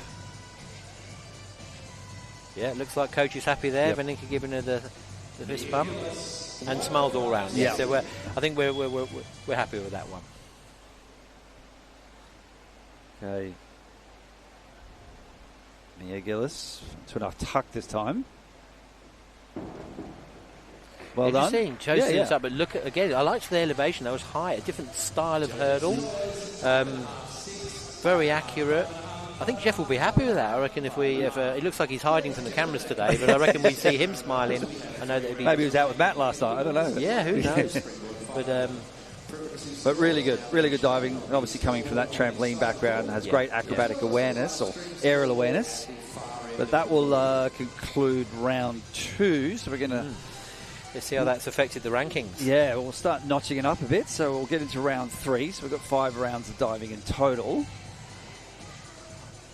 Okay, nice. Well, I wouldn't say comfortable lead. You've got Natalie Farn there with 102.40. So, just 4 points ahead of Emily Francis. So that's nice and tight there. So Mariah, not too far away, and then pretty tight there with fourth. And coming back from third, there's really nothing in it. I mean, it's wide open at the moment. Good contest. It's very interesting. You couldn't call this at the moment. Let's see how it goes in round 3. Once we get through, round 3 will be over the hump, let's say, and that will kind of give us a bit of a gauge of where we're sitting in terms of the top 5. Very good across the board. Good stable techniques and things that are going on at the moment. Not too many mistakes. May have jinxed it slightly there, but I still like this. It's just under rotating. It just needs a bit more oomph for that one. You know what I mean? Just to get that round, because I think they're tricky dives though. They're definitely a dive where you can easily under rotate or over rotate very easily, because sometimes you can get too confident. You might have a really strong takeoff and think, I've got time. You're like, maybe I don't. And we know that Lily's really progressing well in her back spinning at the moment. But this is diving. You just that slight, and it all comes to the board. You come off the board. You've not got. It's hard to make a change and to adapt it. Do you encourage lots of the one bounce back takeoffs for those ones? Oh, mate, I've retired from coaching. I don't encourage anything anymore. But who knows? The coaches, I have seen a lot of coaches utilise that type of technique just to change it. And that's how it's done. Look, Charlie Brown fighting back, Charlie. Yeah. Love it. She absolutely squeaky clean through the water. We got a smile. Yeah, that was great. And a good example. Just the right speed, and she was able to just pop that down right where she wanted it. She had a really good feeling of where she was. Good. Yeah. Some of those athletes just have good awareness in those back rotating dives. You really got the sense like she knew what she was doing here, reaching out, and then just that beautiful save underwater. She did a good job of not saving too early as well, because that can happen. You can start to see that little bit of a cheat before the water. I'll let you into a little secret. She does know what she's doing, mate. Yeah. All right. And good. Just really stable. Very impressed with Emily this week. She really has taken a sort of much more. She just looks a bit more mature in her, the way she's performing. Right in that sweet spot, right? She's right in that corridor. Really stable. Yeah. There's some things that she'll want to maybe improve or coach on this, but it's not bad diving. It's very competent technical diving, and high. Look how high that is. That's a pretty high dive. And another example of really understanding the back and reverse rotating come outs and understanding where you are, whether you need to pull or whether you need to hold tight. Seems happy as well. That's probably in that frame of mind, enjoying it. Sometimes that's just that simple. You've got to smile, enjoy what you're doing, and then it just puts you in a good place to perform. All right, something we haven't seen just yet. So nice to see the back twister coming up for Lacey. So back one half twist. Yeah, just run out. A lot of girls sometimes do this in the reverse direction because then they can utilise the hurdle, get a bit more height. A little bit more tricky to do standing backwards because you run out of room fast. She does a great job to get her hands in it because she hasn't got much time, but you can see she moves real quick with the time she had on the end there to get that lined up. Certainly difficult dives also to get the rotation. It's harder, right? If you're doing a reverse, of course you've got that nice hurdle to give you the extra bit of height. So they're tough dives. You really need to get after the takeoff. Yeah. So Mila Klein, so she's got back 1.5 pike. It's good competition, isn't it? I'm digging it. I'm really enjoying this one. So, obviously, it's a big field of athletes, so it's really nice to see the different styles and techniques. I've never been a gambling man, but I wouldn't want to call this one at the moment. Absolutely not. Oh. Nice entry. Same thing. Look at that water work. Crisp. World class. Yeah. Smooth as silk through the water. Yeah. Not a drop left behind the head in the teacup. Beautiful. Not enough splash to fill a teacup there, they say, don't they? But now, really good competent style. I mean, she's going to grow, get bigger, get stronger, but wow, that technique. That's really stylish through the water. I mean, just look at the finish. Bang. Bang. Right through there. Yeah, that's... really, they've got that vacuum, sucked it up, nice bubbles up to the side. Well done. High-quality version of that dive for us there. Got us all excited. Beautiful. Right, on to Lucy. Okay, so also back 1.5 pike.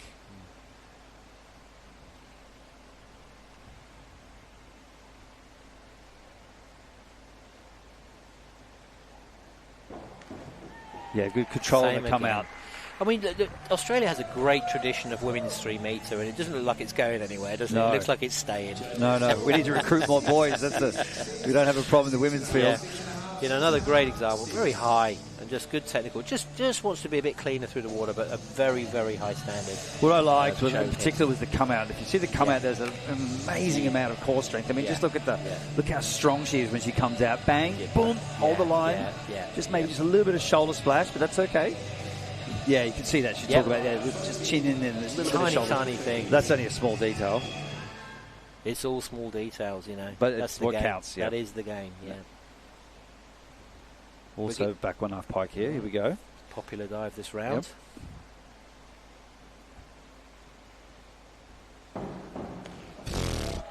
Again. It's getting boring, isn't it? No. Come on. The thing with Mariah is just so strong again. She's up with the bigger girls. She's going to be such an important part of our senior campaign team when we get going. Really looking forward to her. She'll be competing in this event at Junior Worlds, and she's going to be a major player. And she's got some big tricks. I don't know whether we'll see them today, but she's one of the girls in our system that can do things like reverse 2.5 tucks and the bigger stuff. We may not see it today, but trust me, they're there, Joey. Yeah, she's got gained a twister. She'll do reverse 1.5 twister. Very exciting athlete. But the takeoff was the standout there, like in terms of the height and the technique. Emily Collins. Using Anita, she's so young. We'll give her a break using her reverse 1.5 tuck, but when you can look how easy, probably could have done it piked after all. Okay. Yes, over. But look at the confidence of the kick out. I mean, it was like, I am kicking out unbelievably sharp. A slight miscalculation to come out, but look at that. You can't ask for anything more dedication than that. The timing of the kick out, that will come. That's just repetitions. It just takes time. That's all. But look at it.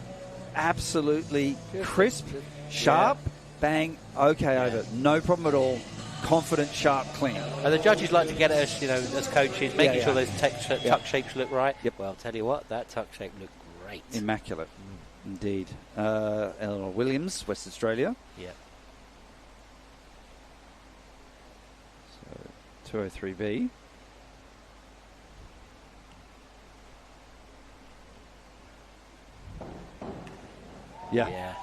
Seen a lot of good back on the hard today. Isn't it? Yeah. I'm going to smidge over.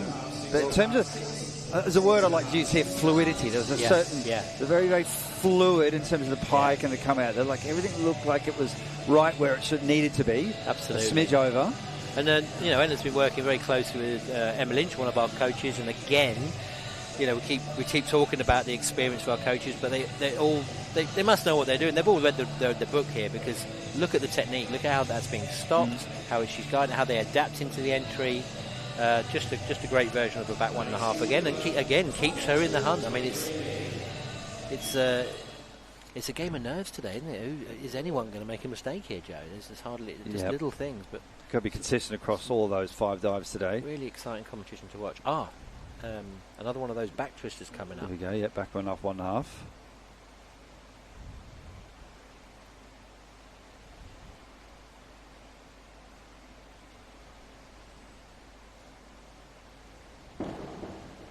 Good goal. Does well. It looks hard to get that dive round, doesn't it? We talked about that before. I mean, it is a difficult dive, right? Because you're basically doing the other girls, doing back 1.5 pike. You're basically doing a back 1.5 straight. Yeah. In a way. Yeah, I mean, of course, you re-pike out of the twist, but, you biomechanically speaking, you're spending most of the time spinning in a straight position into the twist. So it means that it's a hard dive. Yeah.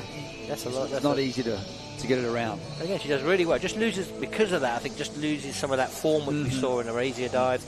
Broke down a little bit as she was rushing to get her hands in the water. So the scores reflect that a little bit as they drop her back. How long has she been in the state? I'm going to say 2 years. Okay. Yeah, 2 years. But she loves it. She's having a great time out there. I was talking to her about it yesterday. Of course you would. 1.5. Just a bit low. That low hurdle probably affecting Taylor here a bit. Just running out of time to get that line up on there. Good form though. Do you know what I mean? She looks really neat looking diver. Great pike shape. Just not enough time to get that technique. She needs to straighten out on the bottom of that. That's right.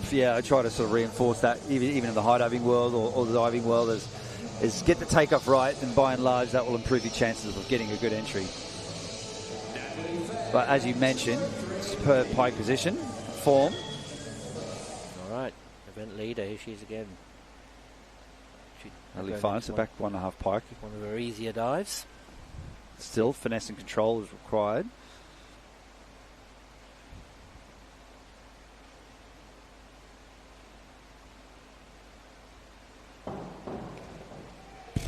Beautiful. Very nice. Ever so slightly back, but again, look at it. Good quality diving. Yeah, the judges have got their work cut out today to separate all these divers out, haven't they? I mean, there's some really very similar versions. I mean, if anything, looking at that, although that's back the power, you can see her elevation in these dives. It's probably making a difference. Cass and I we were looking at her do the 3 meter, and then just watch the little pause here up the top. Pause. She has that little extra bit of weight before she comes in. It's a bit of a her style. There's like a bit of patience with her diving. And I think that can impress. Yeah. Like you said, just working on that distance a bit. Yeah. That'll improve the scores. Maya Olsen, back 1.5 pike as well. It's just not bad. Good finish. Good finish. These are young divers in here diving against. Some of these divers are very accomplished, very experienced athletes, but they might not be going quite as high, Joe, but look at the proficiency of what they're doing. It's just so exciting to see all these young ones getting stuck in and actually showing good technique. That's the thing that impresses me so much, and that's a really good effort for Maya there on her back 1.5 pike. Yeah, the undertone of good, solid technique across all the athletes is really one of the things that's standing out to me in this competition. Yeah. Guess what? There we back go. 1.5 pike. But I like this. It just gives a chance to see the different nuance, the different style of the athletes as well. Yeah.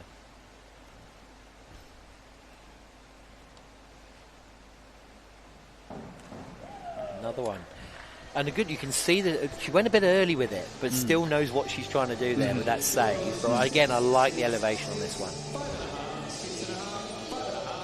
Really good toe point. Yeah. When you start to see that really at the end of the dive, you can see the line. And that height could be a bit of adrenaline today for Lara and everything, but really, again, another technical. I'm just trying to think back. I'm very jealous. I was thinking back to my coach. I think my coach was a young man called Andy Banks. I'm not sure he knew what he was doing when he taught me my back 1.5 piked, because it looks like it's not that hard. I'll have a word with him later. That was hard back in the day. You had that sort of that cusp of the new school and the old school coming into spotting and. Okay, here we go. Double twister. Front 1.5, 2 twists. We haven't seen this yet. Nice and using the gymnastics trampoline kind of wrap there. So it's sort of, some people call it a J wrap with the arms coming in. I think we can blame her dad for that. I reckon that's where that's come from. But no, some people prefer that to use. Often trampolinist gymnasts who like to bring their arms in lower. Just running out of time again. Similar to some of those 2.5 pikes we saw earlier where the hurdle's just not quite getting her up high enough to give her enough time to just square that off and finish. But really, I'm like you. I'd like to see that the different sort of types of style we have with twisting. Well, Archie's doing that as well. So Archie, when he does his back 2.5, 1.5 twister, Cass and I were sort of having a look at it. And if you get it right, you can get a really good zip. When I say zip, it's fast. Yeah. You get that really quick finish. The only caveat would be just to come out sometimes. You've got to be really careful how you come out. Which is probably what affected Mia there, just being able to get her arms out and up high quick. Oof. Yeah. I'm not so sure if we can recap the top of the leaderboard there, but I was just having a look at it. It was very tight. Yeah, it is. It looking is. good. As I told you, I wouldn't be putting any bets on this competition. The winner could come from anywhere at the moment. Which is nice. That's the good thing. You want that first 1.5 pike for Lily. There we go. She got the speed right. Look at the difference. The patience is something that I saw there. Just that moment of pause. You know, a bit like we're looking at with Natalie Farn as well. Just having that patience on takeoff. Watch that little bit of a pause and a beat, and then into the dive. Just confidence as well. And maybe it comes from a trampoline. As I said, I know she does a lot of trampoline. She's been away with the national team with gymnastics. And I just that she's not afraid. Like, really confident. We've spoken about the hurdle. Just a really good positive dive for her to respond from that slightly slower back 1.5. Pretty impressive when you see how quickly they can adapt from a different sport to another one and dive like that. I mean, it hasn't been that long, let's face it. Charlie Brown, first 1.5 pike.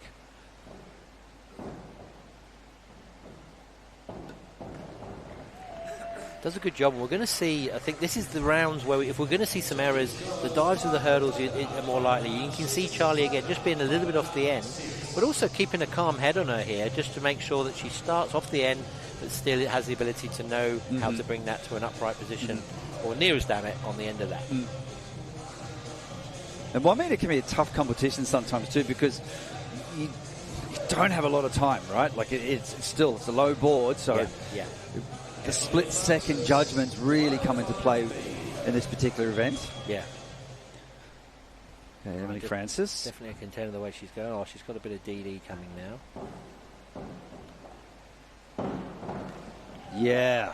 Really good hurdle. Correct. Right? Yeah, that's where I went with that. Right in the spot. Yeah. Right in that knot with a sweet spot. We really get good rhythm on the board. Excellent elevation. Had all the time in the world for the dive. Yeah. Well done. Yeah, she's definitely a contender for today. Really stable diving, just keeping the theme of her nationals, which is performing. Yeah. She just keeps performing, keeps stepping up, nothing stopped. Really impressed with them this week. But look at the step down, the long hold and the hurdle. Another 50 points onto her campaign.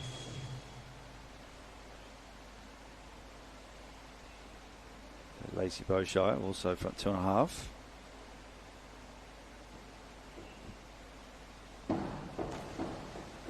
Bit of a shame with the over rotation at the end there. Yeah, interesting. She's using a different style of hurdle. A lot of the girls now use that jump, that pre-jump. If you notice, there's not much pre-jump for this hurdle, which actually gives you a bit more consistency, I think. It definitely raises your consistency, but maybe a little bit lower in the dive, which has cost Lacey this particular skill. And sometimes you can feel like you're extra stuck, so you hold on just a little bit too long, causing the over-rotation. And I think the thing behind the scenes when we teach hurdles, I think this is an important process to learn how to do what we would call a more conventional type of hurdle before you jump, because that jump hurdle is risky. Yeah, it's hard to keep the balance. Held her nerve, and what a beautiful dive. Yeah. I mean, did you see her? 10. Did you see that? Yeah, those toes crept over the end. Didn't panic, kept it together, stayed cool. If she drops into the end of the board, you'll see these toes creep over the end, and that's a bit unsettling for you. Any diver, I'm telling you, that's unsettling. But Mila showing her experience already, just keeping her nerve, and what a cracking little dive. But watch the come out here. Watch how sharp and strong and dynamic the kick out is. Bang! Yeah? Yeah, that's just well kept classed. it. Yeah. Doesn't matter again. Yeah. We talk about the same thing. Yeah. Keep it together. Stay focused. Lucy Dobson, reverse 1.5 pike. Yeah. Yeah, super nice dive. Yeah. I mean, Clean. that hurdle right on the end of the board. Good elevation. Yeah. Strong diving. Showed good form. Start to finish, a really solid dive. Really good. Keeping it simple, showing her experience, Lucy here. Again, another one this week has really stepped up her game. I mean, she's twice the diver that she was last year, and one who's going off to America soon as well. She's off to study in Purdue. And Purdue, that's a really good system. Good Dave, I think that she'll enjoy that. But obviously, Harriet will stay connected. The American coaches and Australian coaches work very closely together, looking after our athletes in America. And, so is Badiah coaching there? Yes, that's where he great. is. Yep. Wow, good height from the board, huh? Yeah. Just so strong, Mariah. Very exciting. And this is the one where if she ever wants to, that she has a reverse 2.5 back in the camp if she ever needs it. Really? She's got a big, and it's good. She can do it. But I mean, just look at the height of that. You can see that there's time to do a dive like that, and that's really where the best women 1 meter divers now in the world tend to use those types of skills. So really excited to see how Mariah develops as a 1 meter diver. And of course, we've mentioned we've got great tradition with our world championship champions, both Alicia and Maddie. That's a big dive, reverse 2.5, let me tell you. Okay, Emily Collins. So front 2.5 tuck position.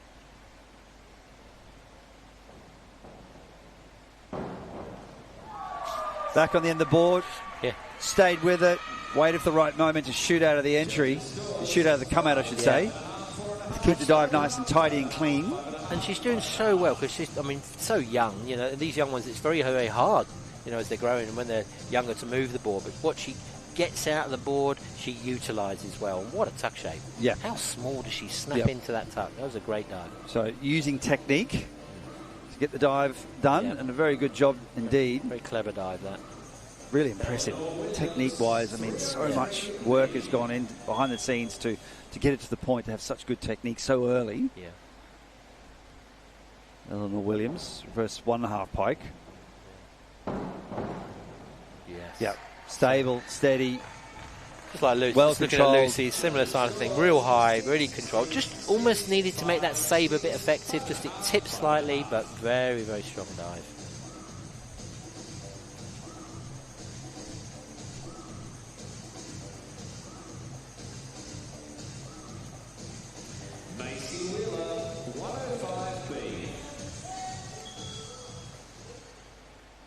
So Macy Wheeler, front 2.5 pike.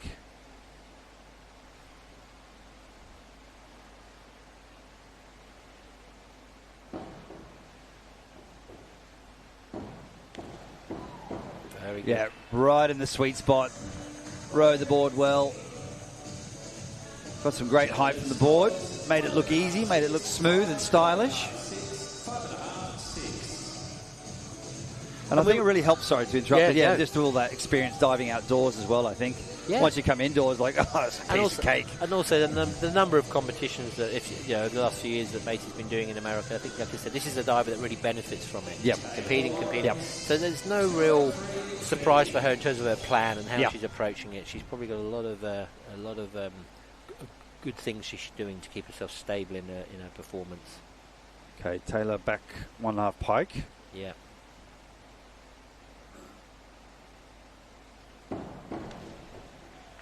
Too bad. It's Good. Just got to get this girl elevated a little higher, I think. But technically, Jeff's done a good job here. Really getting her in the right positions to get this round on her head. Okay, really stable diving. Maybe just lifting that head a little bit back a bit early. Yeah. You just need to watch the feet come up a bit, or the knees. See the knees come up. You were talking about that patience, I think, making sure we got that patience on the start before you connect those legs in.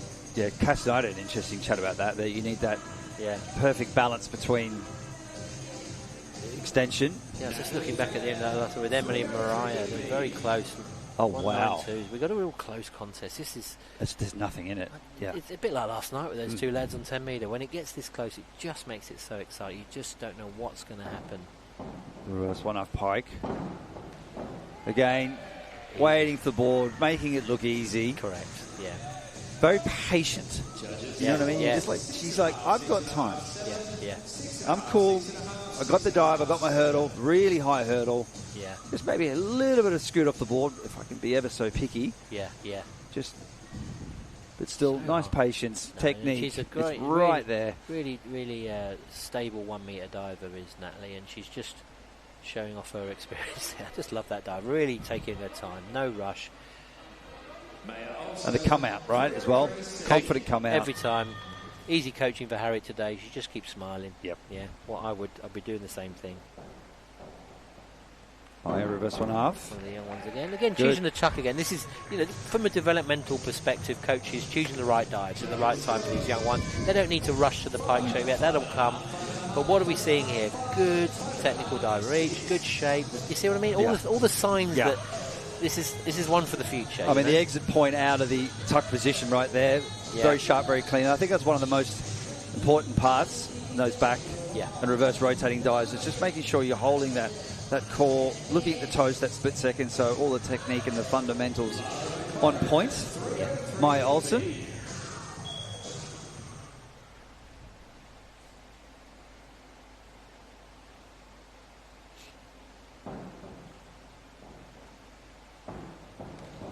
Yeah, rode the board well, a good elevation. Yeah. And Laura's, she's come into the sport a little bit later, but look how quickly you can see again elevation, patience. You're comparing it against some of these girls that have been diving quite a lot longer than her, but she's catching up. She's not far off. You can see it's going to come together for this athlete. Yeah, Laura, very nice indeed. Coach really happy with that over in the corner. And why not? That's high. That's a high reverse one. I know she just over-rotated a bit, but... And right in that nice sweet spot, not too far out, not too close, right at the point where it needs to be with that particular dive. Very exciting. Mia Gillis.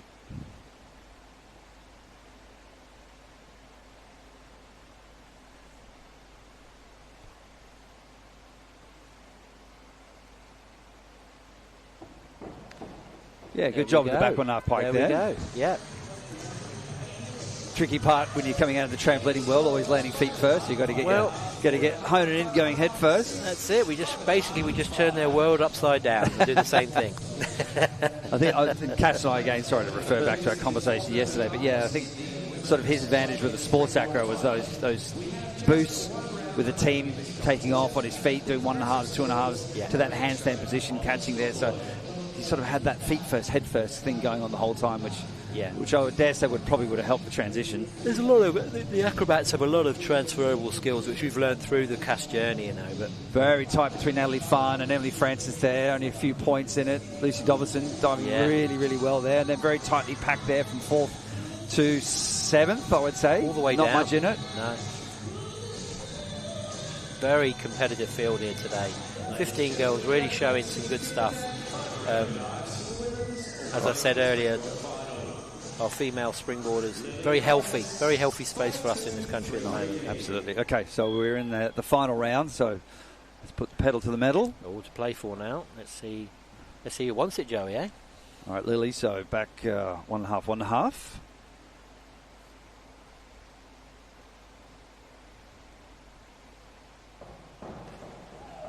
Another one choosing that back twist. It's a tough one.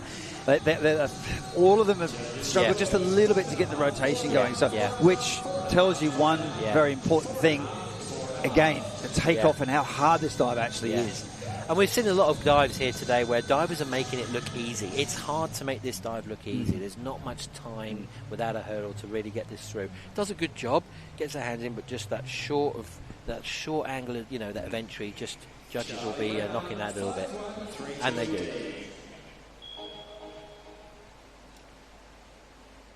Charlie Brown, front twister. I really like the start. I thought, I thought good hurdle. Good position into the twist. It's just a shame it was just a little short. Maybe just needed a bit more of a dig out of the twist. And that's it, isn't it? Maybe it's the pressure in the last round, just making sure, really trying to climb and do these basic skills well. Again, an important skill for Charlie. Like I said with some of the other divers, she's just about to learn her full out on 3 metre. Coach, good coach's decision to use Chalursis dive 1 metre. Absolutely the right way to go. Looking forward to the big one coming up soon. And it's good just to have that extra competition experience doing the 1 metre, and you kind of treat it like almost like a lead up for the rest of the 3 metre skills they're going to learn. You're going to see these. This is what the girls have been trying to do backwards, but Emily's going to do it with a hurdle and suddenly it becomes so much easier to get that round, you see. Good job. Yeah, exactly. See what I mean? We said that. Utilising the hurdle, getting up that high, and suddenly you can do the same skill with about a meter's worth of extra height. Well, think about the drop. I mean, look at the drop she's getting from the hurdle and into that like huge height and elevation. Yeah. Just a smidge of a little twist on the bottom there. So maybe one arm sort of looks a bit off to the side, doesn't it? Yeah. Good job from Emily today. I mean, that might just leave a bit of a window now for people to get over the top of her here, but she can only be pleased with that performance again today. Yeah. Nothing missed at all. No. You know what I mean? Just a few little things to just... Good, let's say just that little cast, fix that little error and off to the races. And she's a diver who's transferring out of her junior years into becoming a fully fledged senior athlete, which is, really exciting to see what she does next. 4:03B for Lacey. Finishing good finish. Good finish. Steady. Yep. So the other way around for her. Remember, she started with a backspin, finishing without a hurdle, nice and confident. I've been impressed with Lace today. She's done a really stable set of dives there. Yeah, nice to finish strong as well. Start strong, finish strong. Yeah. And there's a few of them, like you said, that nice leg line, there's nice feet, and she's another one. Really, really nice, graceful dive. Yeah, representing South Australia as well. So Mila Klein from Queensland for her final dive in 1.5 pike. Same tactic.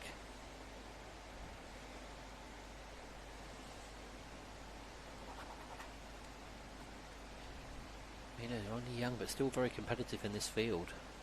Definitely staying in amongst the older ones today, and finishes nice again. Just looking for more elevation, I think, but good quality dive for her again. Particular entries have been really, really strong. In training and obviously in competition as well. Managing to get those clean entries. Just a little bit of a cast to the side. Very common on inward dives, right? Because it is, but we need to be realistic. It is scary doing inward takeoffs. You just tend to get that little bit of a cast.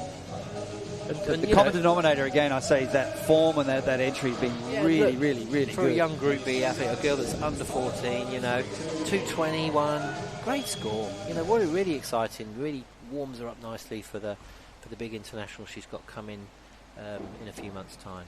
Lucy's final dive, front twister. Yeah. Good twisting technique, very clean. And you can see, again, using the front twister, it's very, very relevant for her senior 3-metre list.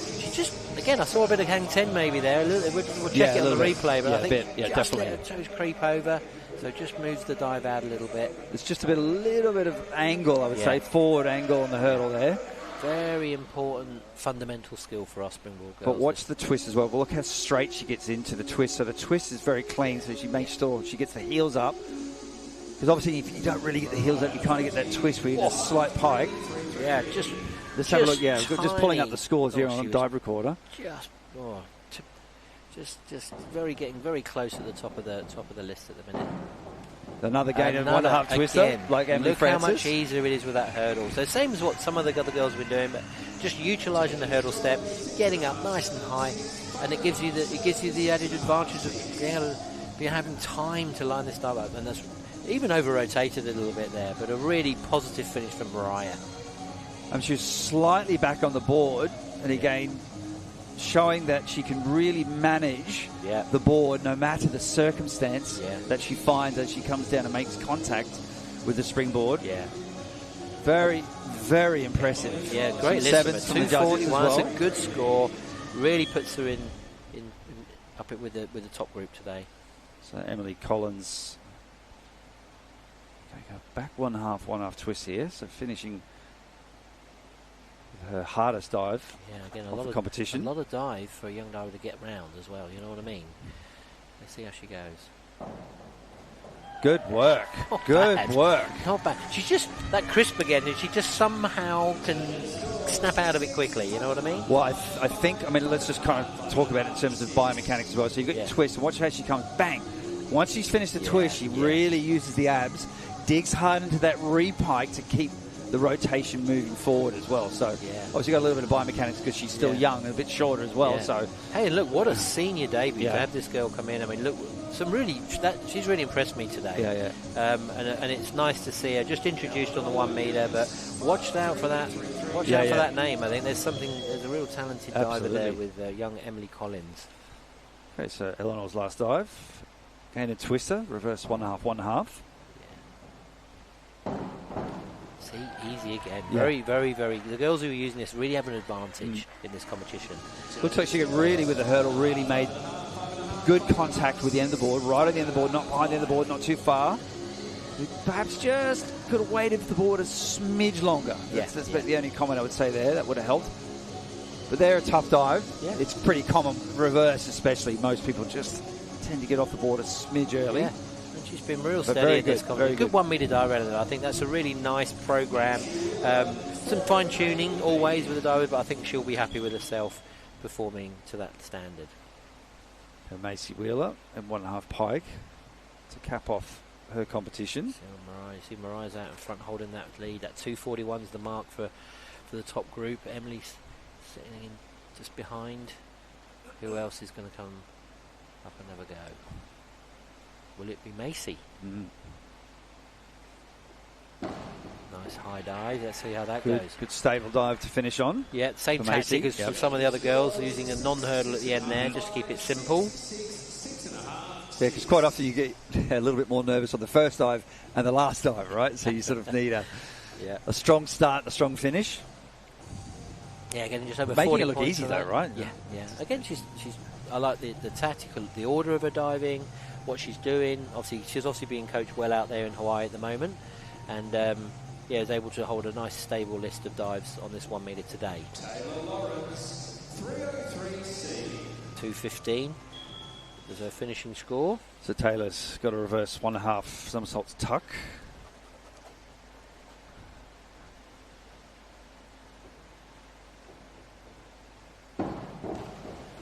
Just bit of a little shame. shot. Yep. I think that low hurdle, the toes are then, and then this is what can happen. The rotation gets a bit too slow. So she got a bit stuck on that one. It's a shame actually, because Taylor's done a great job today. Just that error connecting it, just not enough rotation to be able to work with for the lineup that we've been perhaps seeing that with some of head the other obviously girls. just lifting a bit early. Yeah. But great, and their first time, another new diver we haven't seen at this level. Great to see some of these new ones having a crack, as I said earlier on, and it's just good feedback for her to take back and see how, and hopefully we'll see her back again next year. And it doesn't matter if you having miss the another odd dive. Like, I mean, the best of the best all have hard days, and there's always something to work on. So here we go, double twister, stepping up the DD, degree of difficulty. Now this is interesting because the front double twist, it's a big dive, done very well here. Yeah. Will serve her well, and also thinking again, this is a dive that Nina's looking. We see Madison Keeney using a double out. Okay, I there we know go. that's something that Nina's considering moving forward to push her 3 metre program, and what a great connection skill to be working at and doing to this standard. Maybe we'll see another girl in Australia soon using that double out. Good technique, excellent elevation. Yeah, Not easy. I used to do double twister as well. Let's have a on look. 1 metre Does she and get some. up to that 242? So Yeah, she here we go. just nudges up over Mariah. Very Oh, good. wow. Well, we said it was going to be a close one, and it That looks is like nothing. It is. That's only a point. Yeah, real close. 2.5. It's a Just shame. It was there. over-rotated. It was there. Yeah. I'm just so pleased for all of these young ones that have got into this competition today. Another debutante, young Maya. She'll remember this day. It's maybe something she tells her kids one day that she dived in this at this age. It's just incredible that they had the competency to do all of these directions. I can't tell you. We said it earlier on how hard it is to learn how to be a diver, and seeing these young kids having front, inward, back, reverse, twist at this age with the sort of technique we're seeing. It's wonderful for the sport in the country at the moment to see these athletes involved. Good job, coaches, again. I know we keep saying it, but good on them. Good on them. Takes a village, takes a team. Yep. All right, Laura. 1.5 pike. Finishing of that inward again. Yeah, it's interesting. It's a bit of a Can she? been a common dive to finish on. It's a great finish. Maybe a little bit tight to that board. I'd like to see a bit more distance on it, but what a lineup. Real clean on the end. It's interesting to see what the judges do with that. Finished it. See, somebody didn't like it in the panel, but Yeah. just want to see a little bit more room on that. It's a shame because, yes, it just needs to be slightly further back. Yeah, but showing some quality on that lineup. But referring to the takeoff, Good technique, beautiful Yeah. form, amazing energy. Just needed to be that. Yeah. We're only talking about sort of 20 centimetres or so, you know what I mean? 20, 30 centimetres, just push it back, but still very good scores. 50 points. That's going to put her in good stead in the field. Very, very close finishing. A lot of girls sitting around that 220 mark. Okay, reverse one off Pike to wrap up the competition Well for done, Mia Gillis. Finishing off the event in style. Well done, Mia. You know, as I said, trampolinist again coming in. Sorry, we turned your world upside down, but thank you for being part of this. Actually, very exciting competition. 1 metre, you know, not much time, not much space between the water and the board, Joey. Yeah. And I think we've really been entertained with some high quality stuff in that competition today. Across the board, we're going to say congratulations to all of the women competing in the competition today. Some of them not quite adults yet, so again, it's remarkable to see the depth of the field through the junior ranks, the pathway development, and of course our senior athletes.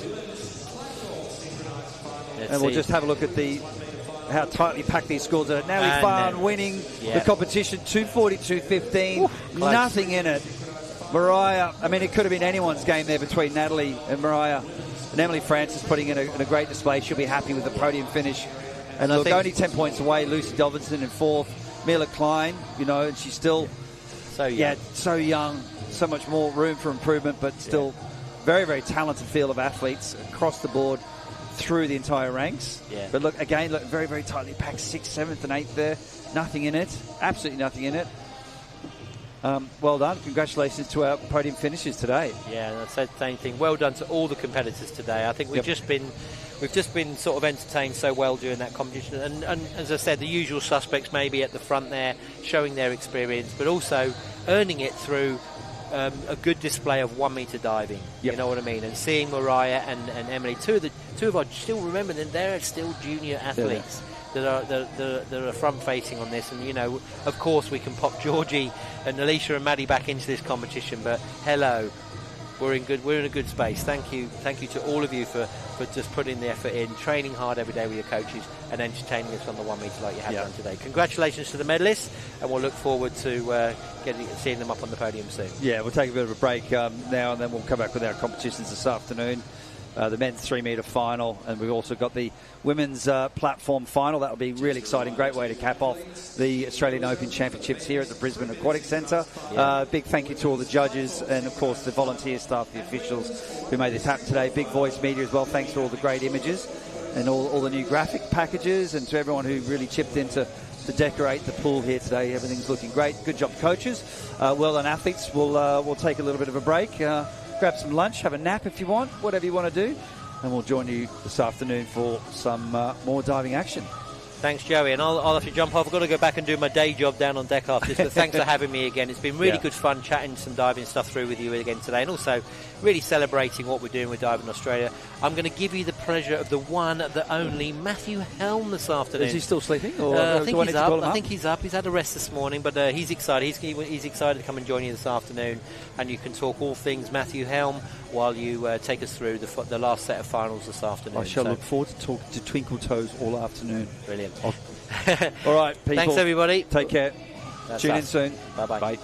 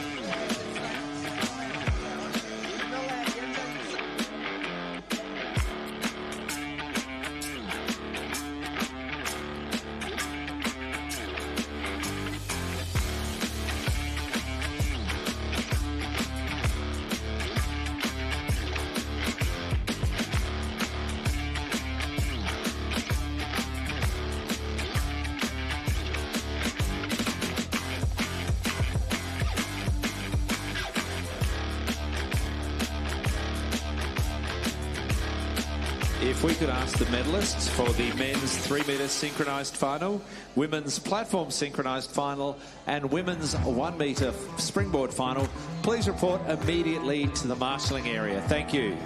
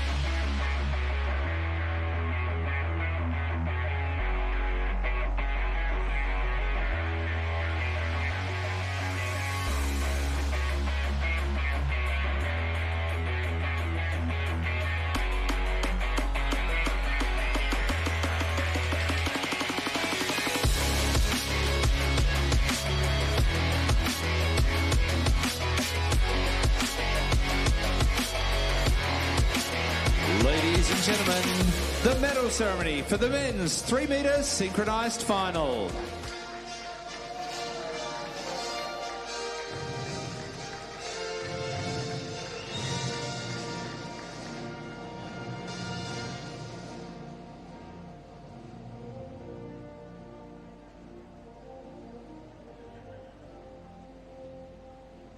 The medals for this event are being presented by Bree Bryant. Bree was a gold medalist at the 2006 Commonwealth Games in the 3 metre synchronised. She was a silver medalist in Beijing 2008 in the 10 metre synchronised and has won silver and bronze medals at the 2007 World Swimming Championships. She is also the chief referee for this meet.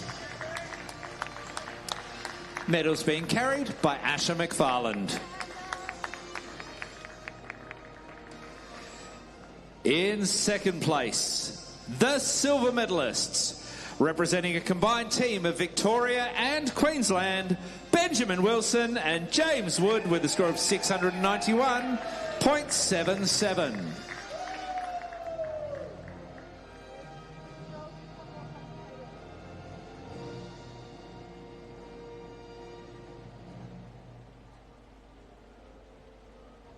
And in first place, the gold medalists and 2026 Australian Open men's 3 metre synchronised champions, representing Victoria and New South Wales, Hudson Skinner and Sam Fricker.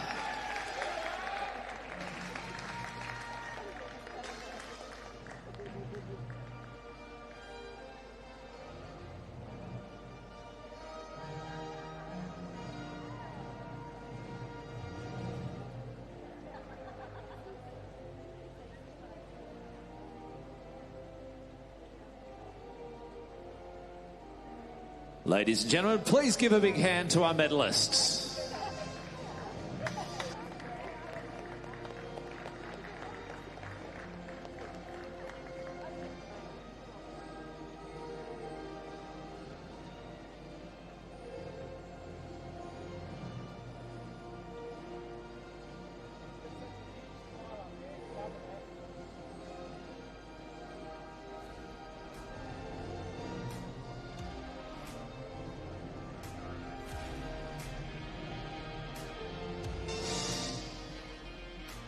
Ladies and gentlemen, the medal ceremony for the women's platform synchronised final.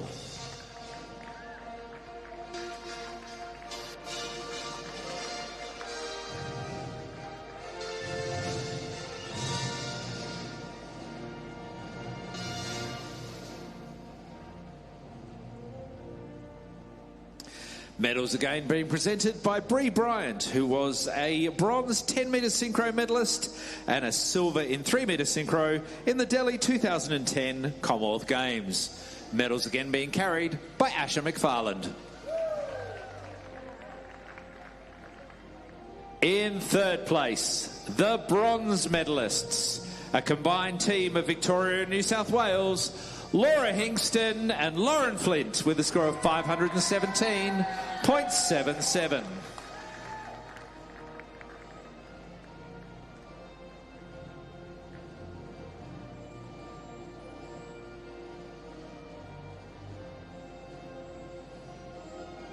The silver medalists, representing New South Wales, Lillian Cormack and Kayla Davies, with a score of 542.40.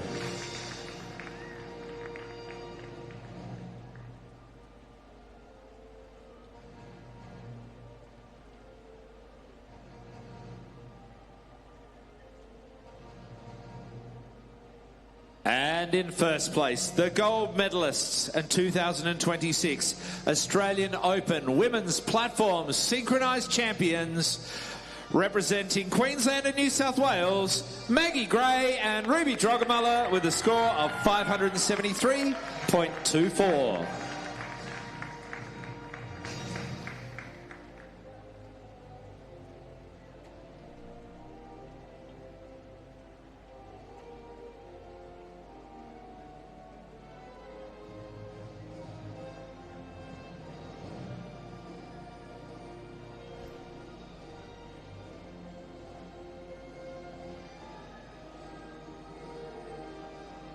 Ladies and gentlemen, please give a big hand to our medalists.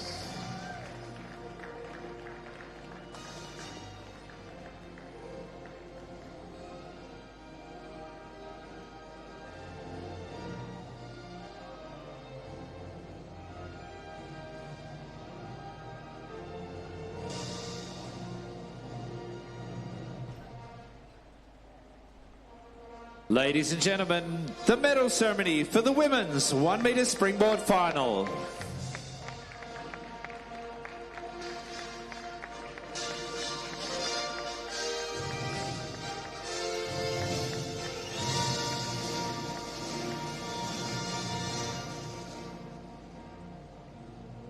The medals for this event are being presented by Bree Bryant, who is a member of the World Aquatics Technical Diving Committee. Medals being carried by Asher McFarlane. In third place, the bronze medalist, representing Queensland, Emily Francis, with a score of 232.90.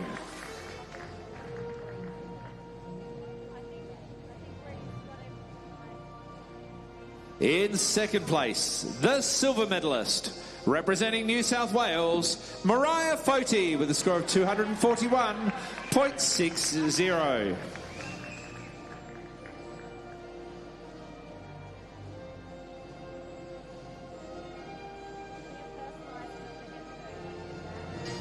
And in first place, the gold medalist in 2026 Australian Open Women's 1 metre champion, representing Victoria, Natalie Fan with a score of 242.15.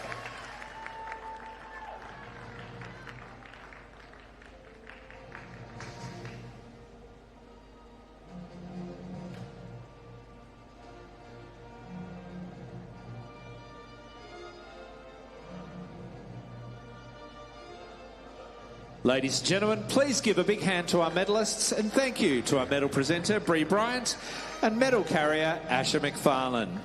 Ladies and gentlemen, the pool is now available for open training until 1:45 p.m. So the pool will be available for open training until 1:45 p.m.